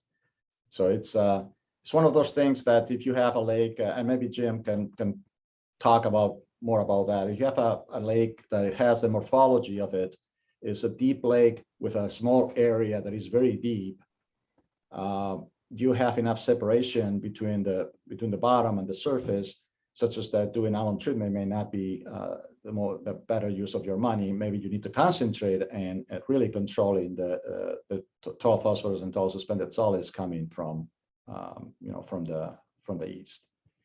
So when I'm looking at this chart, though, that uptick in the later part of the year, starting August, September, October, that's going up. So to me, that indicates more, not less. So I'm trying to figure that out. Maybe that's something I need to reach out to you separately about, but that's counterintuitive to me. So explain that to me. May I? Yeah, go ahead. I just put this in the chat, Manager Anderson, but in last year's presentation, Trevor had noted that this uptick in the 2021 total phosphorus, surface total phosphorus, may have been related to removal of a blockage that was upstream at the Little Comfort Inlet. Okay. So this year, when that blockage was removed, Blaine did collect a sample so that we can see if there's any indication of an increase in phosphorus. Okay. All right. So that was man-driven, or something we did, or what was the blockage? Was that something we removed or someone else? I believe the city of Forest Lake removed that blockage, and it could have been caused by beaver activity. Okay. There was some road work that was done last year, so maybe that was it too. Okay, that's interesting. And then on Big Comfort, just wanted to note that in the WANK study that was done, years ago now, that was the foundation for setting up our platform of major lakes and all of that kind of thing. And then our first look at how the water flows throughout the district. I wasn't surprised by Comfort Lake, Big Comfort Lake. I think it's on the next, oh, here we go, number 4.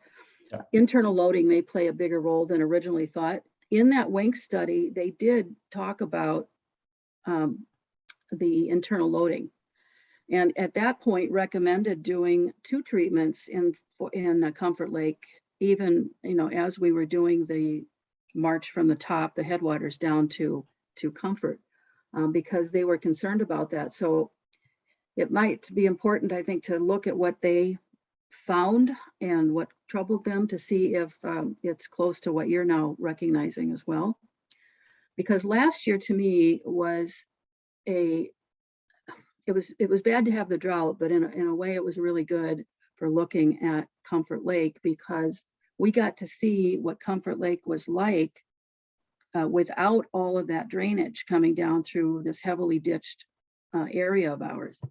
And it was surprising to me how clear the water was and how all of these indicators, you know, were really, really in good shape. So I think we need to keep Yeah. that in mind too. That Yeah, relates in particular to the loading for sediment that we get compared to other lakes in the district. And so I just wanted to point that out. These charts over time are really important, and I'm glad you did it. Thank you for this. And if I have any other questions, I will send them Yes. to you, but in writing, if that's okay with the board, because you know, it takes time to digest all of this info and come up with some additional questions. So thank you. Yeah, I for sure, just preach to me. Just one other comment. I've been doing the sampling on West Forest Lake for about 14 years now. And, you know, they ask for a bunch of variables on your sheets. You know, two that I think are the most important is the cloud cover and the wind levels. So I can almost predict what kind of readings I'm going to get on a windy day versus a nice calm day. So I've tried to pick days that are consistently relatively the same cloud cover wise and weather wise. Otherwise, there's a big difference in your readings. So I don't know whether they use those ratings to normalize the data in some way. I doubt that they would, but it'd be interesting to go back and take a look at that and see what was a high windy day that day, and then does that account for the high readings? You could do a 15 or 20 point sample and find out. But to me, those are the two most important factors. I mean, Yeah. if you So have Jim, the sun completely out, and you're going to see a lot better in the water than if it's cloudy. And, you know, that's probably worth a half a reading in many Yeah. cases. So, Yeah.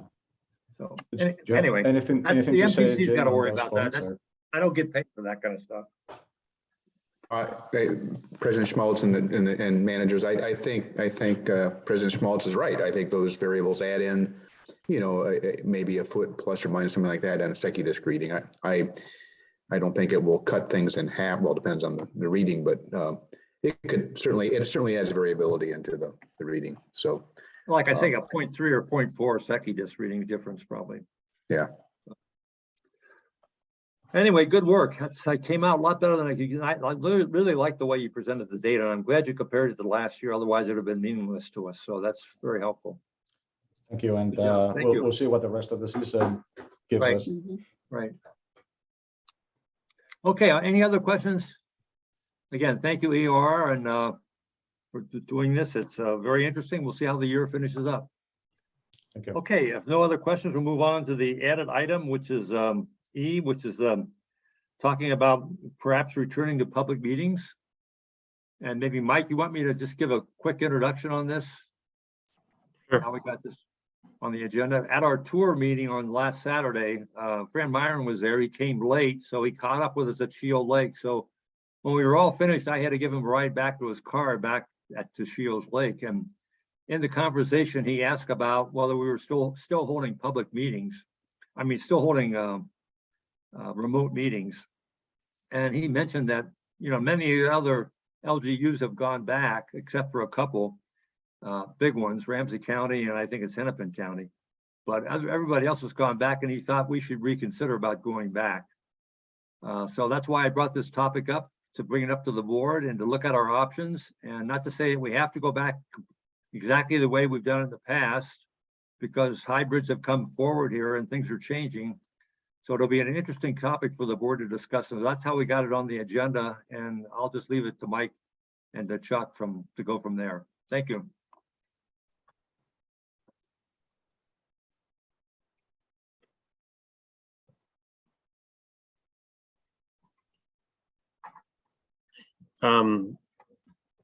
Yes, just managers, as noted, I forward a note from council about the topic, and again, I think there's the potential for some spectrum, but also just, you know, for those interested in occasionally meeting or not being able to attend in person and meeting remotely while the rest of the board meets in person. I think there's some opportunities there yet. the one caveat with all this is before we meet is, so we did confirm that we can meet at City Hall. They were previously still not allowing that up until the spring when we met with them last, or when we last acquired. But typically we've been meeting, it had been meeting there only once a month. That was our second meeting, or fourth Thursday of the month.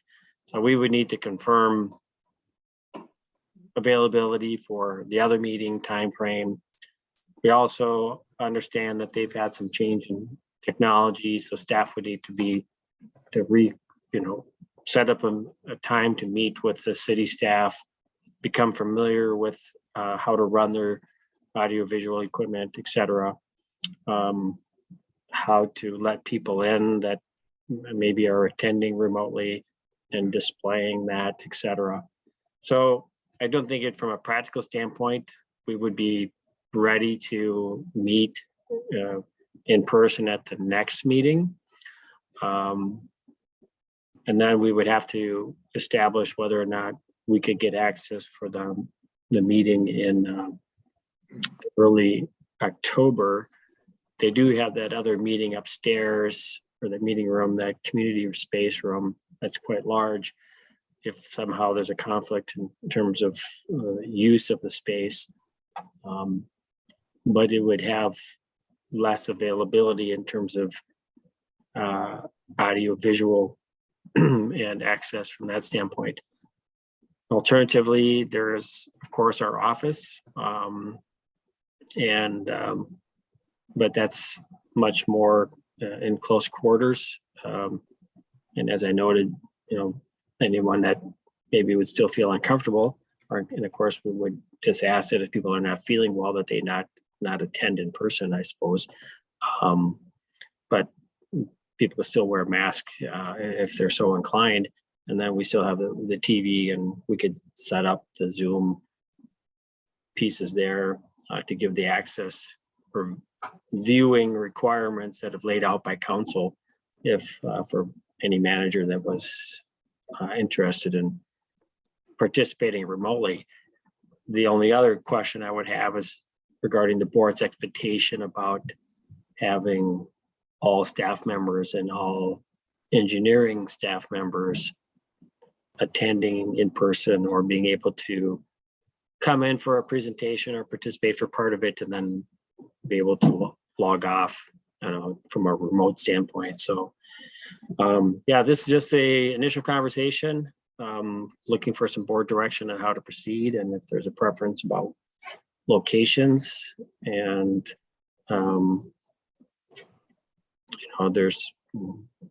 we could pursue a variety of other things too, I suppose. There's well, the only thing in terms of what's available within the district, it would probably be not even the high school, maybe the Wyoming grade school, but because the libraries are physically not within the district boundaries either. So in terms of public spaces.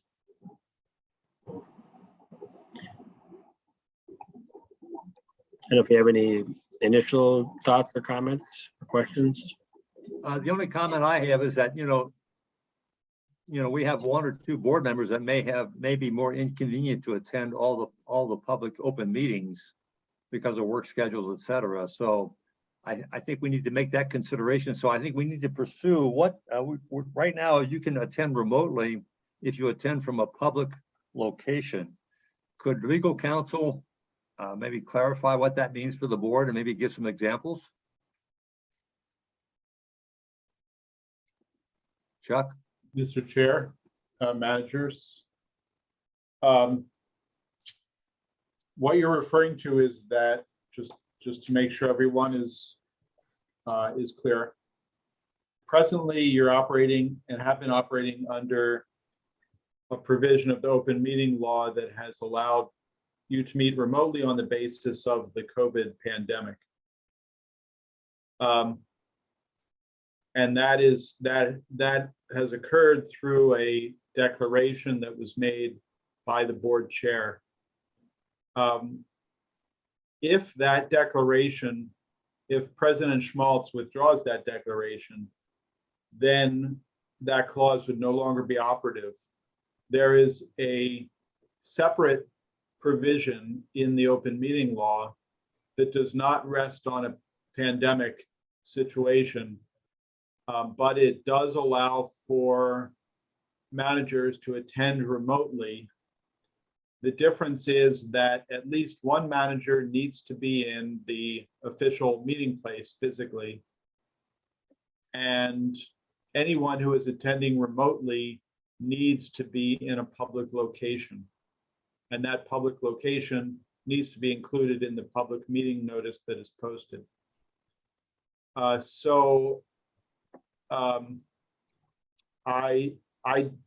don't know if there's anything particularly esoteric that I can tell you about what that means. It means if you're attending from Florida, that you need to be in a library or perhaps sitting outdoors on a park bench.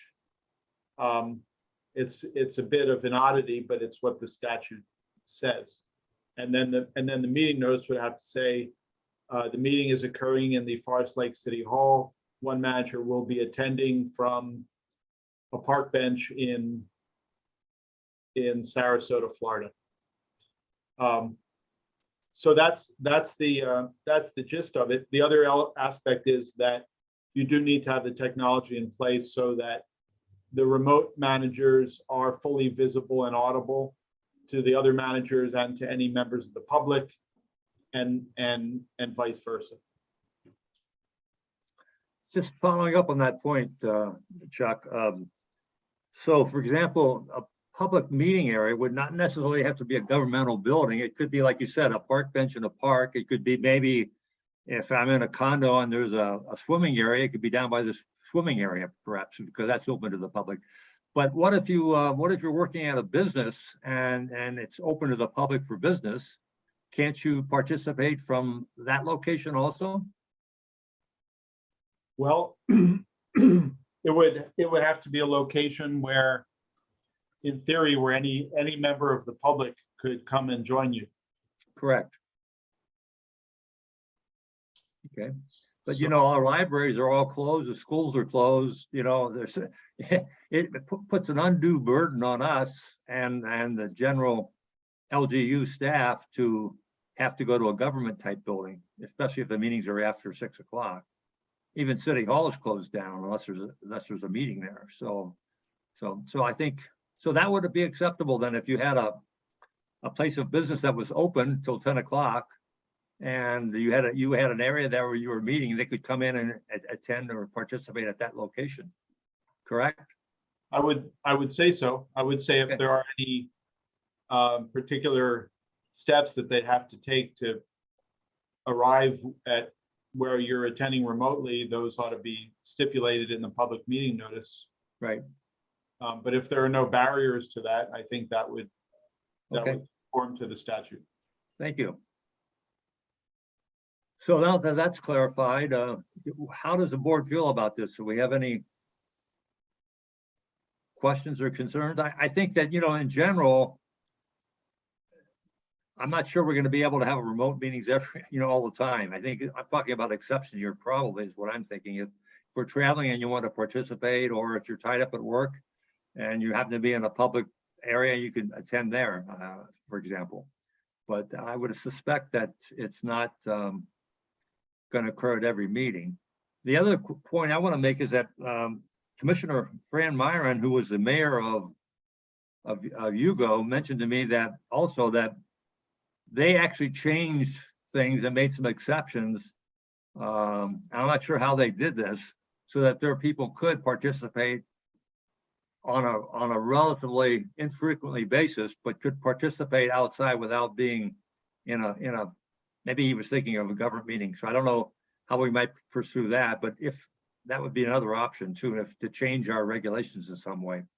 And I'm wondering how many LGUs have already gone to more of a hybrid type model, or if that's going to be a trend in the future. Have you seen anything with your other watershed districts, Chuck? Mr. Chair,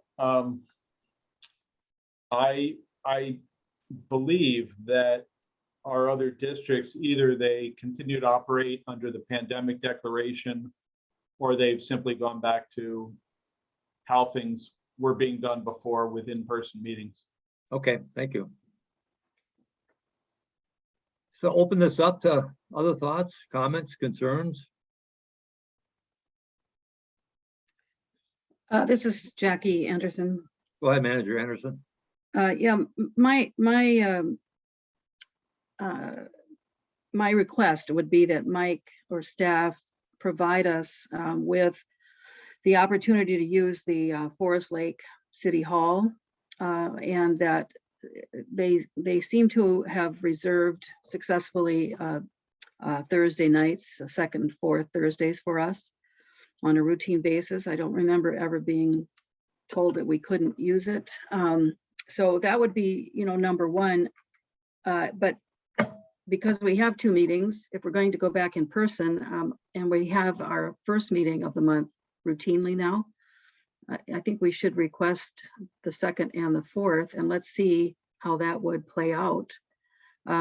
Just a comment about the technology. We always had a technician from the city that came to our meetings to handle all of that tech equipment. And so I know that the hookup from the laptops, from our laptops, have to be done, but there seemed to be a technician that was always available. So I would verify that as well. And that would be my preference, is that if we're going to go back into live meetings, that we go to the City Hall, Forest Lake City Hall.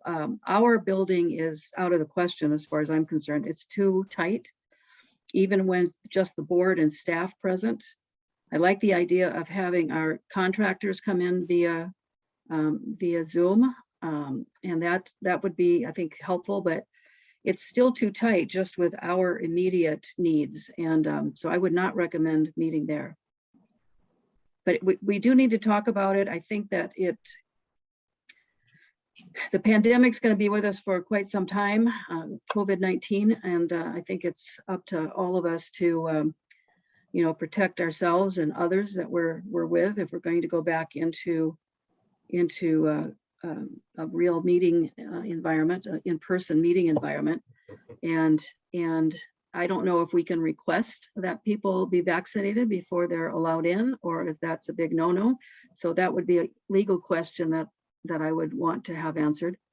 Because if we can limit the people that do show up in person to only the vaccinated, our risks go down quite a bit.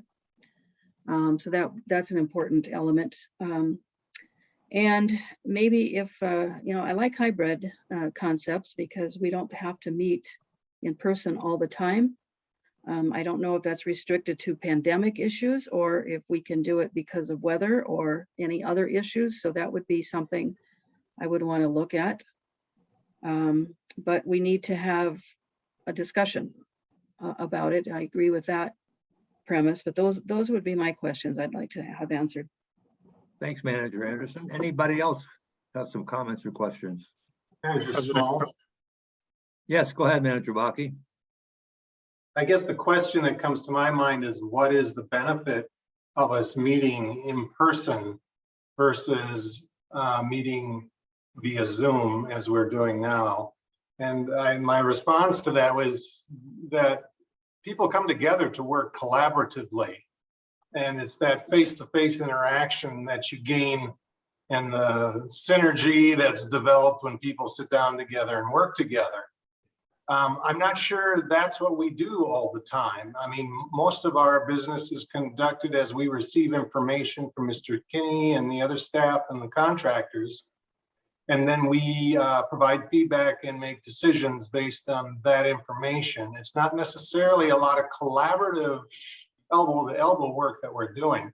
So I don't know if the benefit of meeting face to face is helpful for us that much. I think what we're doing now seems to work very effectively. Thank you, Manager Baki. President Schmaltz. Yes, Manager Roth. Personally, with a full-time job and uncertainty about when I'm going to be in Forest Lake or at work in Apple Valley, it would be difficult for me to commit to meeting in person on a regular basis. If the meeting notice needs to indicate a week prior that a board member is attending remotely, I'm also not sure if I could know that that much in advance. So there's a lot of things to consider personally for myself with how I could meet the whatever requirements exist for kind of like a hybrid type situation.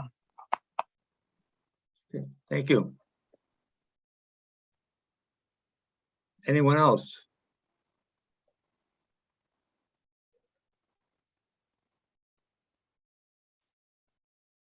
Let me ask another legal question.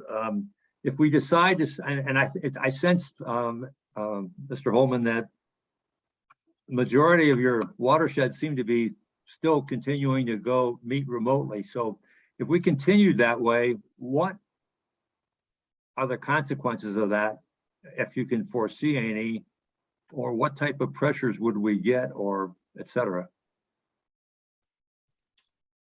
Well, Mr. Chair, what the statute says is that the board president can authorize remote meeting if he or she finds that because of a health pandemic, it's not practical or prudent to meet in person. And there is COVID. It's still here. I think objectively, from a factual standpoint, a health pandemic exists. So there is a factual basis for you as the president to decide that it's prudent not to meet in person or not to meet fully in person. Initially, it was based on the governor's emergency declaration. There's language in the statute about that declaration, but the way the statute is written, it doesn't depend on that emergency declaration continuing. Obviously, the governor withdrew that declaration, but the Department of Administration guidance concurs with what I'm telling you about statute, which is that if there is evidence of a pandemic, you have the ability to make that declaration to meet remotely. So as a legal matter, so long as it's fair to say that COVID is with us, you have that ability to declare remote meetings. So the constraint on that is not a legal one. It's a practical constraint. As more and more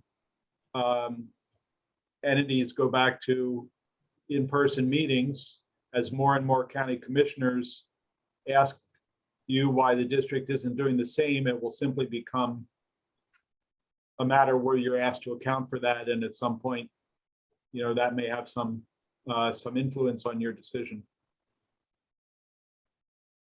Okay, thank you. What about an individual's preference and personal opinion about things? For example, perhaps we go back to most of our meetings being public, but perhaps one or two persons, because of individual situations or preferences or concerns, would decide to not attend publicly. Personally, I like that concept. That's the hybrid, concept, is that there's always going to be one or two that might not be able to meet in person, but with that option to come in with technology, they can still attend and participate.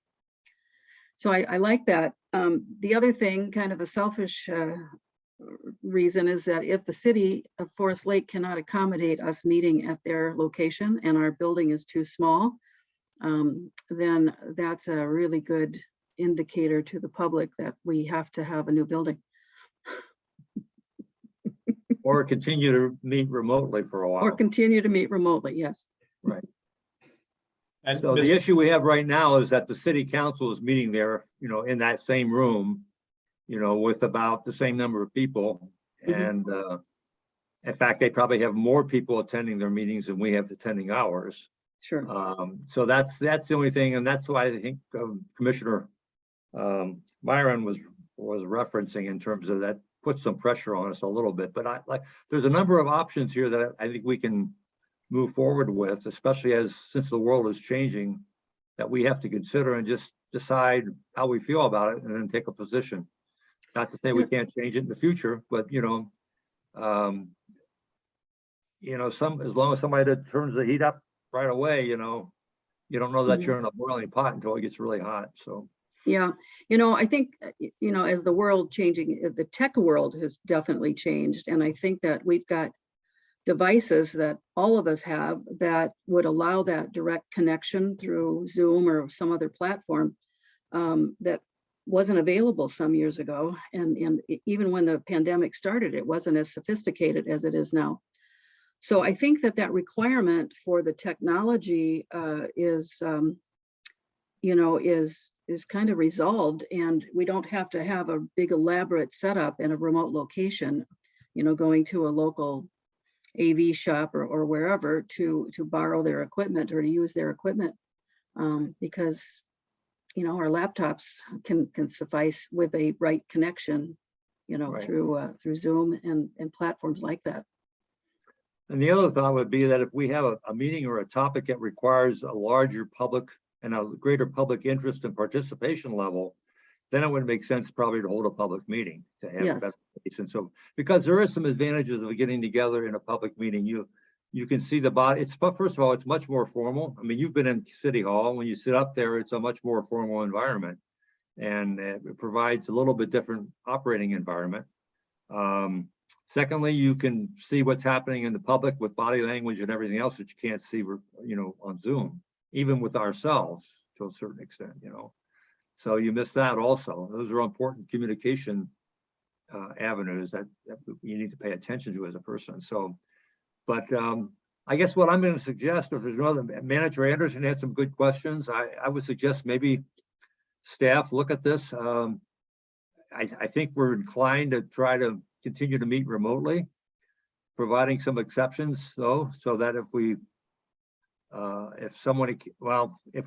I think we're inclined right now to meet remotely. So maybe we can look at what some of the rationale would be for that, including looking at what City Hall service level is there to support our needs at that particular meeting location. Plus some of the points that Manager Anderson made. The only other thing I would think we might consider doing is looking at how many people have come how many public people have come to our meetings remotely versus actually when we've held them, in a public place. I don't know whether we have any data on that or whether that's even worth looking at, but anyway, any other thoughts? I would just exclude last December's special meeting on the building. No, that's- Obviously, we had 65 people. That's probably adding up all 22 years.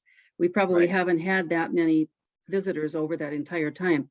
And that's why I'm saying that a hybrid approach would include stipulation where we know we're going to have an important public interest and feedback, that we tend to have those meetings in public where we have the room and we also can have the dialogue and the visibility that we have to have to Mhm. run an efficient and respectful meeting for the public. Mhm. Yeah, and that could be hybrid as well. So people can still come in either in right, person or through Right. technology. right. Mhm. Mike, do you have enough information, do you think, to start putting together some thoughts? Yes, I think we'll certainly communicate with the city. We'll keep tabs on the transmission rate. I mean, you saw on the map that there are still counties that are high and medium around the state. So as council noted, it's still with us. And as a data-driven organization, I think it's important to Okay. to look at some of the realities of what COVID is and what it is not.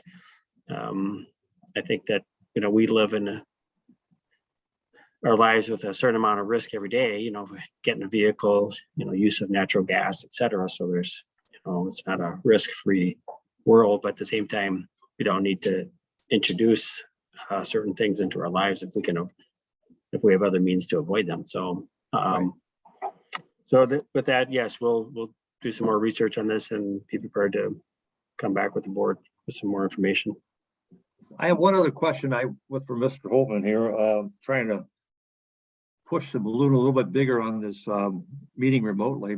So if a manager is on vacation and wants to meet, could they in fact designate their condominium, leaving the door open with a note saying that public welcome to attend the meeting, it's in the foyer or wherever it is?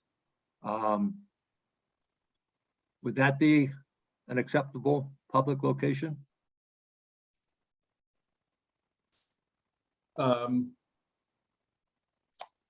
If, Mr. Chair, if the condominium bylaws allow the individual to get from the public thoroughfare to the door of your condo, I suppose you could make an argument that, you know, that works. Okay. Yeah, I won't say more. It's a hypothetical that has not been considered by any court or person with authority. Okay, good. So May I we're ask a question?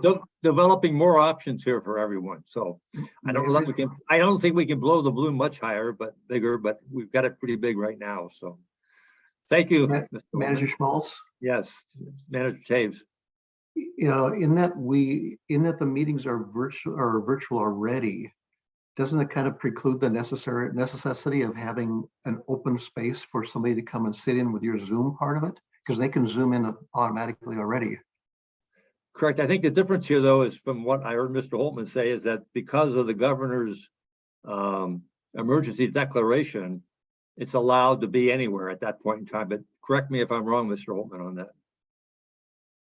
Well, it's a little bit different. Okay. Presently, you're meeting remotely pursuant to a term of the open meeting law, which is section 021. And it applies only when the board president has made a declaration of pandemic. And under 021, there is not the requirement that you all be in public places. And that's the way we've been meeting for the past couple of years.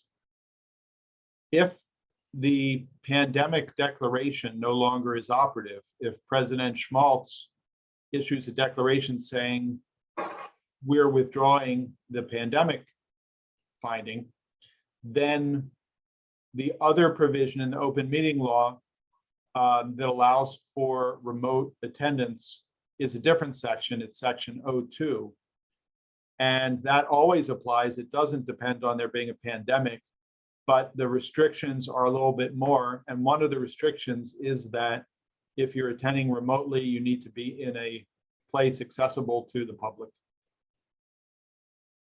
Does that answer your question? Yeah. Yeah, the point I made about the condo being public, it would be that we would have to use that technique if we were basically back to meeting on a regular basis at City Hall, and you were on vacation and wanted to attend. You wouldn't have to go to a library. You could use your own condominium as long as there was access to the door and participate that way.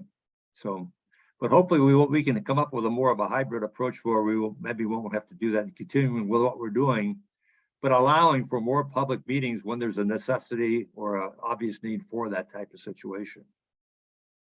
But okay, I think, anybody else have any comments? Otherwise, we'll move on. Running out of time here. Okay.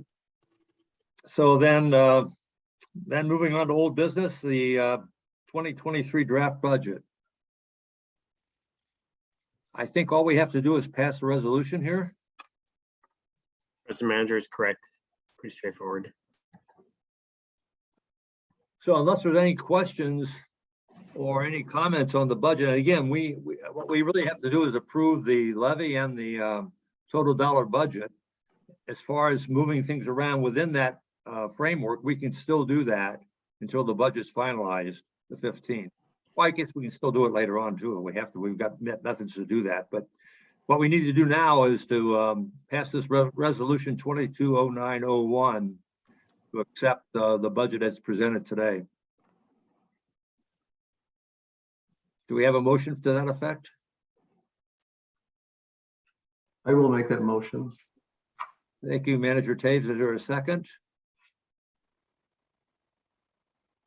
I'll second it then. Is there any other discussion or questions? Once again, is there any comments that we want to talk about, or did anybody have any questions that weren't at the meeting that we had to review some of Manager Anderson's comments?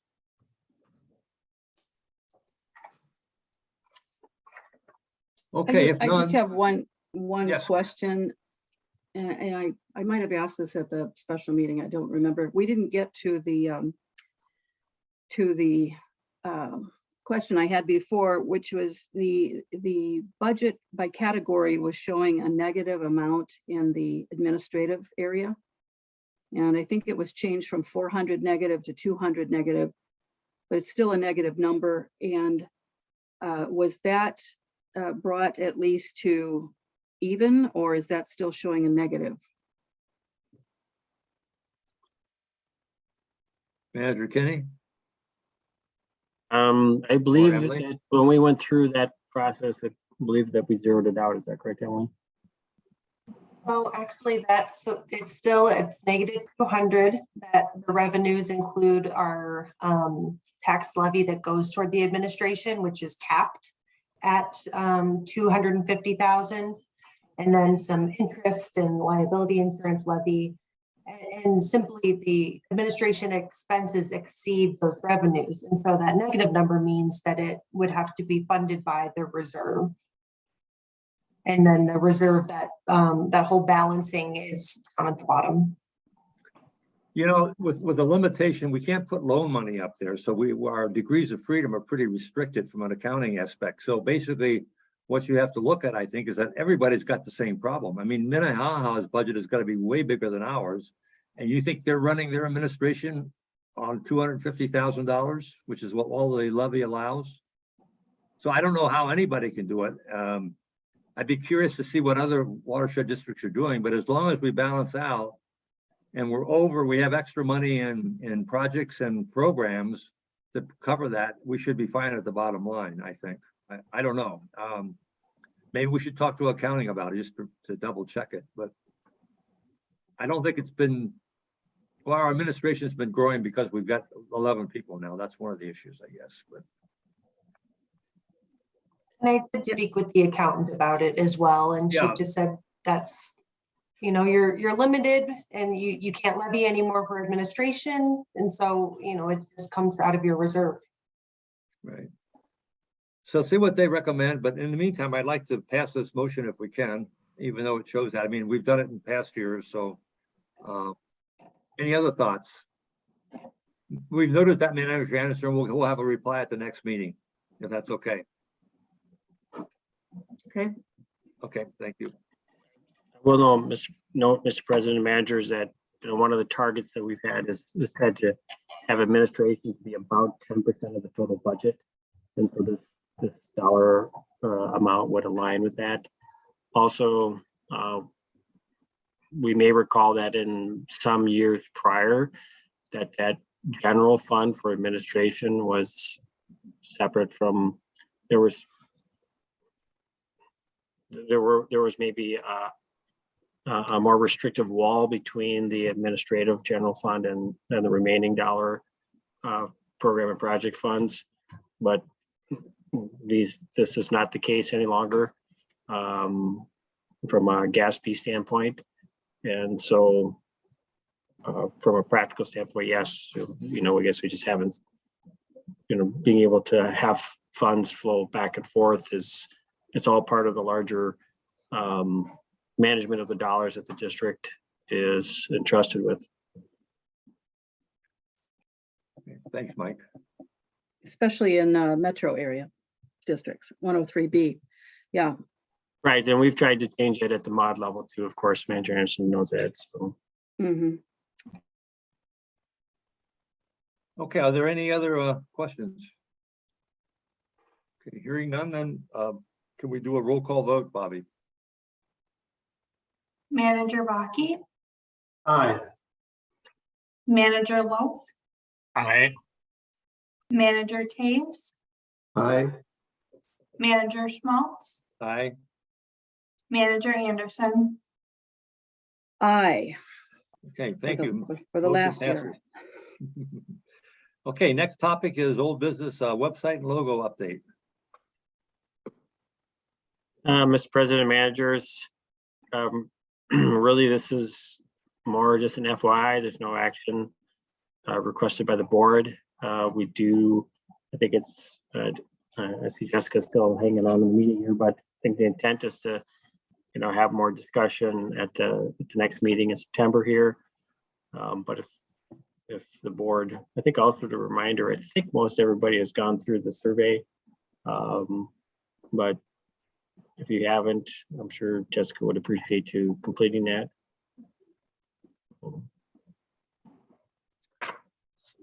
Okay, so we're going to suggest that we get into more detail at the next meeting then, Mike? Is that what you're suggesting, Mike? Correct. I think that's the Yeah. intent and.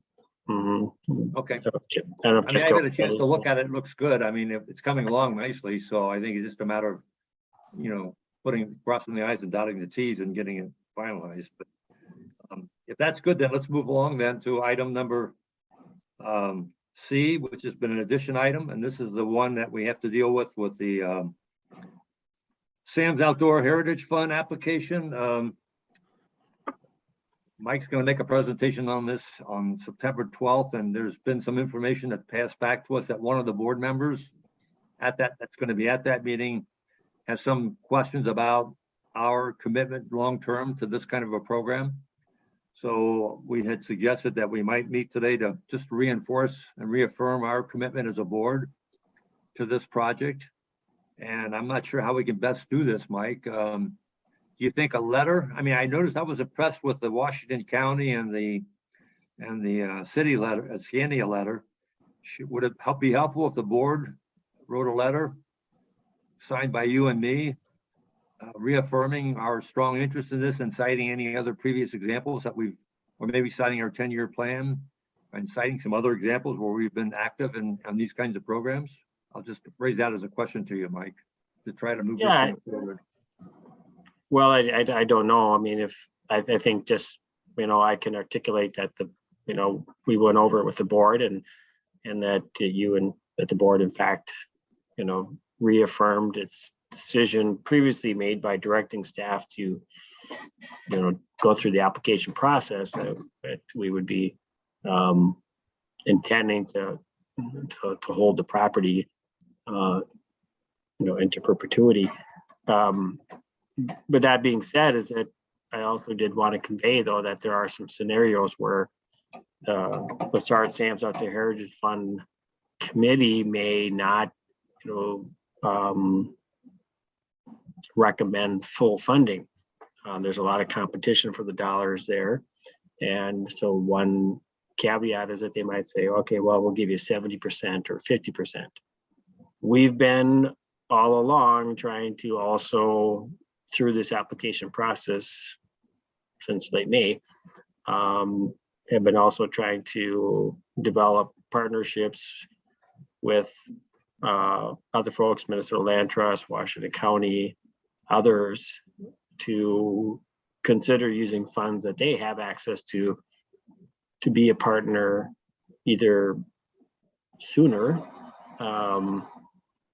There was some potential that Minnesota Land Trust might be interested enough to say, yeah, we have some funds that are gone unused and we can perhaps do that, or come in and maybe make this happen. It all, of course, predicates on the owner still being willing to hold out for us. So one of the things that I would like to discuss with the board also is getting, at least starting the process about negotiating a purchase offer with a contingency for funding. So because we know that he has a realtor already that in hand that he's talked to and has met with. And his intention was that once the crops were off, he wanted to get it listed. So that would be later this fall. And we know from, a lot of our other activities that when we apply the Pareto principle, or this really looking at from a cost benefit standpoint and stacking on top of different things. And so we've gone through this internal analysis, and I've had DUR run some additional scenarios about flood resiliency, if you will. This particular map that you're seeing here shows the extent, the height of water that in theory could be bermed up and held within that same drainage area. And it's really quite remarkable. It's, we're talking about somewhere 4 to 5 feet. Those kind of properties just don't come along in the landscape. A lot of times we're talking about maybe being able to back something up 6 inches or something and being satisfied with that. So the habitat requirements is really what the Lessard SAMs is all about, and that's quite positive as well. There's I'll have the ability to, we've sent already basically a single page, 2-sided component that talks about the habitat pieces that we're looking for enhancement on. So it's, again, it has a lot of features, both in terms of wetland, upland, combinations. And so also just this week have worked with Excel, finally found the right person in the right department. And they would be willing, if we were to acquire the property, they would be willing to convey those 2 strips, that strip of land there in the middle, that's a Xcel Energy property, and they would be willing to convey it to the district in exchange for an easement. So then we could pursue it. So there would be no hindrance in terms of doing some restoration work on the property by them, if you will. So, and so there are these, possibilities, but again, when we look at the drainage areas, like 912 acres, so it's not insignificant either. From a water quality standpoint, things not that the Lessard SAMs folks are not really that interested in, because they're saying, well, if that's the reason, go talk to Clean Water Funds, get folks. But from a greenway standpoint, that's in our plan. Groundwater is in our plan. Upland is in our plan. So these are all features and components that we could talk to in terms of habitat improvements. And so overall, it's a very positive, and I would say a very high ranking piece of property within the district, because we could look across the larger landscape and look at the ones that are even currently for sale. Well, we're not out actively chasing anything that comes for sale. We're far more deliberate in our process, and the further we look into this one, the higher the value that it comes into focus. So I guess it's our first time at the big boys table there, so to speak, at Lessard SAMs, because the $4.5 million is certainly not the largest request being made, and overall, I think there's about 2 times as many dollars being asked for as there are available. So it needs to be a good pitch. But at the same time, I just want to reaffirm with the board that the intent is to hold it for the long term. So Assuming do you we get- need permission from us or direction from us to go ahead with that purchase agreement that you want to start contingent upon funding? Would that help if we provide that direction? I think it would. I don't know if I have not asked Chuck about that, so maybe he would have, and we would probably work with Dorsey Whitney anyway. On that, that's the legal representation that we've had for property acquisitions. But is there any objection or any concern about doing that from the board? Well, this is Manager Anderson. I just have a couple of comments. I think that the letter, I agree with what Manager Schmalz said. The letter from Washington County, I thought was just excellent. And the framing of what it is that we're trying to do was captured in that letter. It's all about the green space. It's all about the reasons that we started talking about that a couple of years ago, is to protect as much natural area as we can, or to secure area that can be converted back to natural state, so that we have climate resiliency, we have habitat restoration, we have protection for our water bodies to maintain and sustain clean water going well into the future for future generations to come. And I think it's important that we always include the connection to the Lower St. Croix One Watershed, One Plan. This is the big initiative of the legislature over the past 4 or 5 years, and they're very locked into that concept. So the more that we can bring that in and support of that concept, and then the connection to the third cleanest river system in the world, I think is very important. The question for me is whether or not we're committed to this beyond grant dollars. I think, Mike, when you and I talked about this a couple of years ago, looking at the loans that are granted by Lessard Sam, they are in the double-digit millions of dollars. And if we looked at ours from a comprehensive standpoint about that green river area that we want to create, it coincides with the Sunrise River primarily, or inputs to our existing lake systems. And I think that's an important point to bring forward. The Washington County letter touched on that as well. Endangered species, the turtle, Blanding's turtles are endangered. We know that. There may be other things. I think that the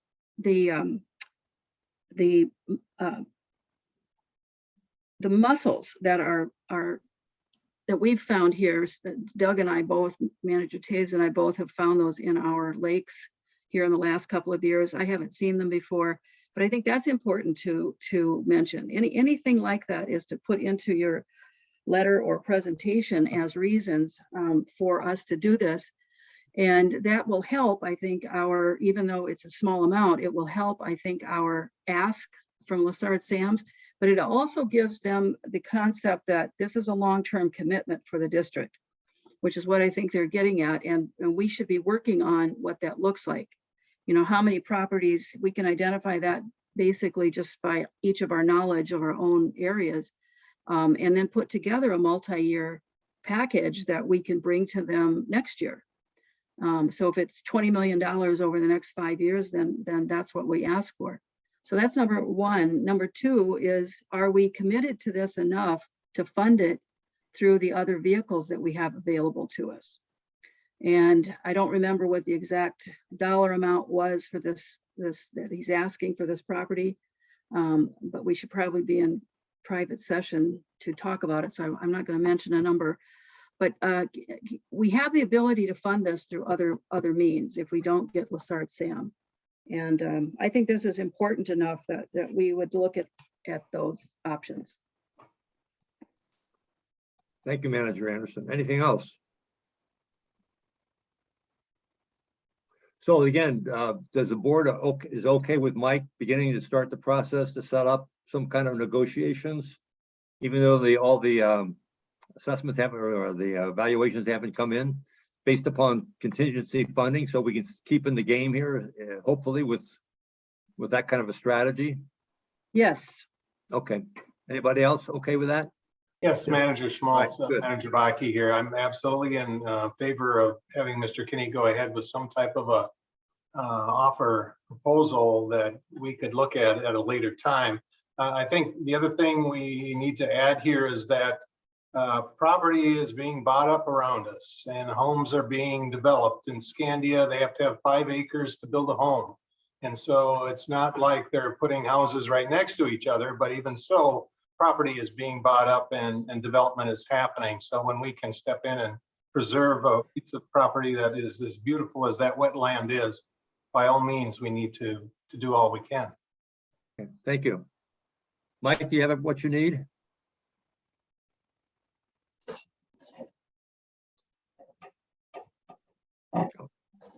I can't hear you, so, Yes. I do. okay, good. All right. Mr. Chair, Yes, go ahead, Chuck.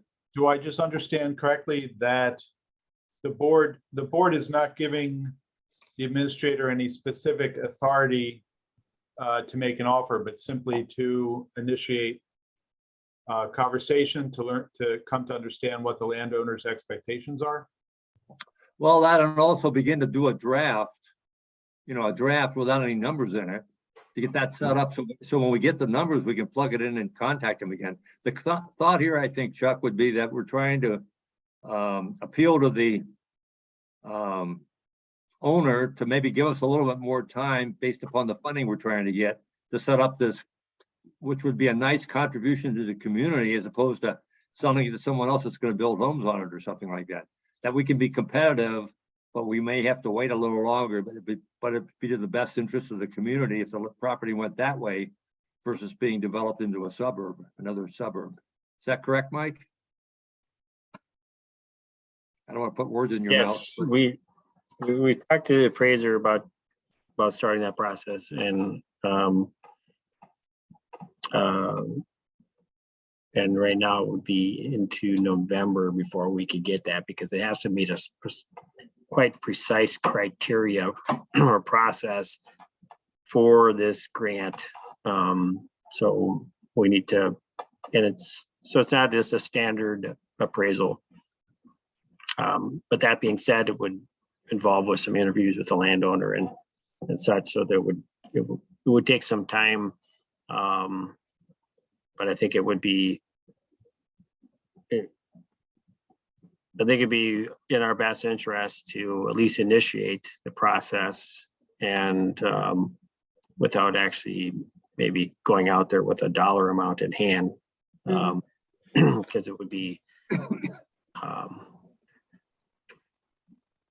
and he gave us a number, and I'll say it's not far off from what the realtor gave us, some real estate estimates based off of some comparables, sales, obviously within the last year, but also, I mean, distance wise, they were,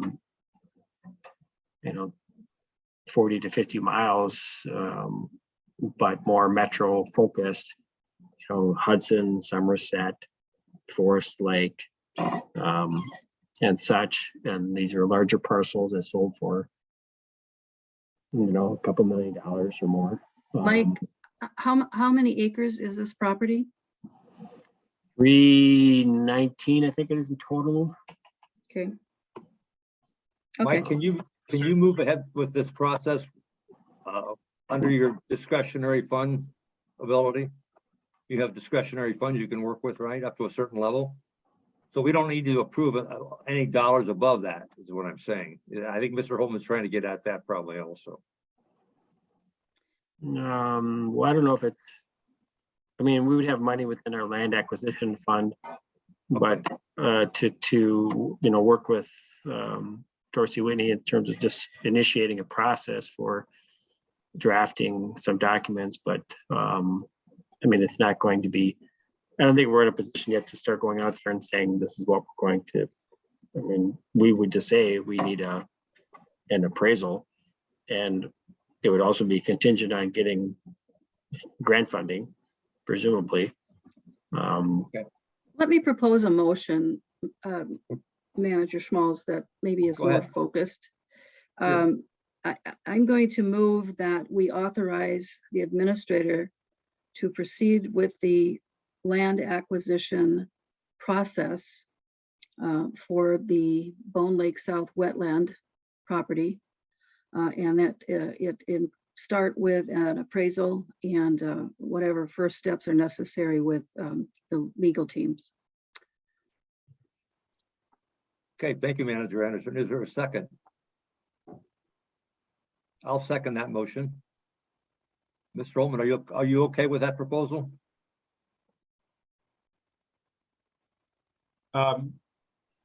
Mr. Chair, it's, I'm okay with it. The question is what authority Mr. Kinney has to spend money on appraisal, real estate counsel, and other associated activities. Well, he's responsible for a discretionary fund up to, I think, $20,000, if I recall correctly, without having specific board approval. Correct? Plus, I think we have some money in the budget for land acquisition. Is that right, Mike? That this would cover this? Right, well, that limit is predicated off the requirement that it's actually something that's in the budget. So Okay. it can't be, Okay, cannot be an unfunded task. but this is funded under the land acquisition section, if I remember correctly. Those are the two requirements. One is that there be budgeted funds, and two is that Mr. Kinney's commitments be below $20,000. Okay, I will add those qualifiers to my motion, as Chuck stated them. And I'll resecond that new motion. Any other discussion? If not, then hearing none, we'll ask Bobby to do the roll call vote, please. Manager Baki, Aye. Manager Loaf, Aye. Manager Taves, Aye. Manager Schmaltz, Aye. Manager Anderson. Aye. Okay, motion carries. Thank you. Okay, we're at 9:17 already, so summary and approval of board direction. Chuck, do we have much on that tonight? Mr. Chair, I just have two items arising from the budget public hearing. One is your request that staff take the project summaries from the budget presentation and make those available to managers. You refer to them as Cliff Notes. And then Manager Anderson also asked that the figures show phosphorus removals at project boundaries and also show totals for the individual lakes from all the projects together, also address sediment removals and algae prevention that has occurred as a result of projects. I think rather than dealing with the algae for each individual project, maybe a footnote at the bottom saying that a pound of phosphorus, it represents 500 pounds of algae would suffice. Otherwise, it's going to get really busy. Just as a suggestion. So, Well, let's look at it both ways. okay. All right. Any other additions to that? Okay, then any other topics or comments to make? If not, I'll entertain our next meeting is September 22nd at 6:30. And again, I'm sorry we ran over late tonight again. We had to add a couple things to the agenda. We probably should have dropped something, but so I'll entertain a motion to adjourn. Before we adjourn, I just wanted to again thank EOR for bringing that information. That's one of the reasons we wanted to do this monitoring program on our own so that we could have access to this mid-year and not wait until April of the following year.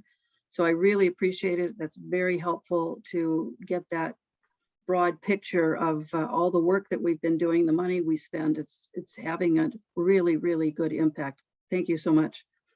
Yeah, thank you. I will Ditto make a that. motion to adjourn. I will second. Roll call, Bobby? Manager Baki, Aye. Manager Loth, Aye. Manager Taves, Aye. Manager Schmaltz, Aye. Manager Anderson. Aye. Okay, passes, motion adjourned, or motion passes, meeting adjourned, and I want to thank everybody for a good meeting. We had a lot of good discussion tonight and made a lot of good progress. So thank you very much, even though we ran over. So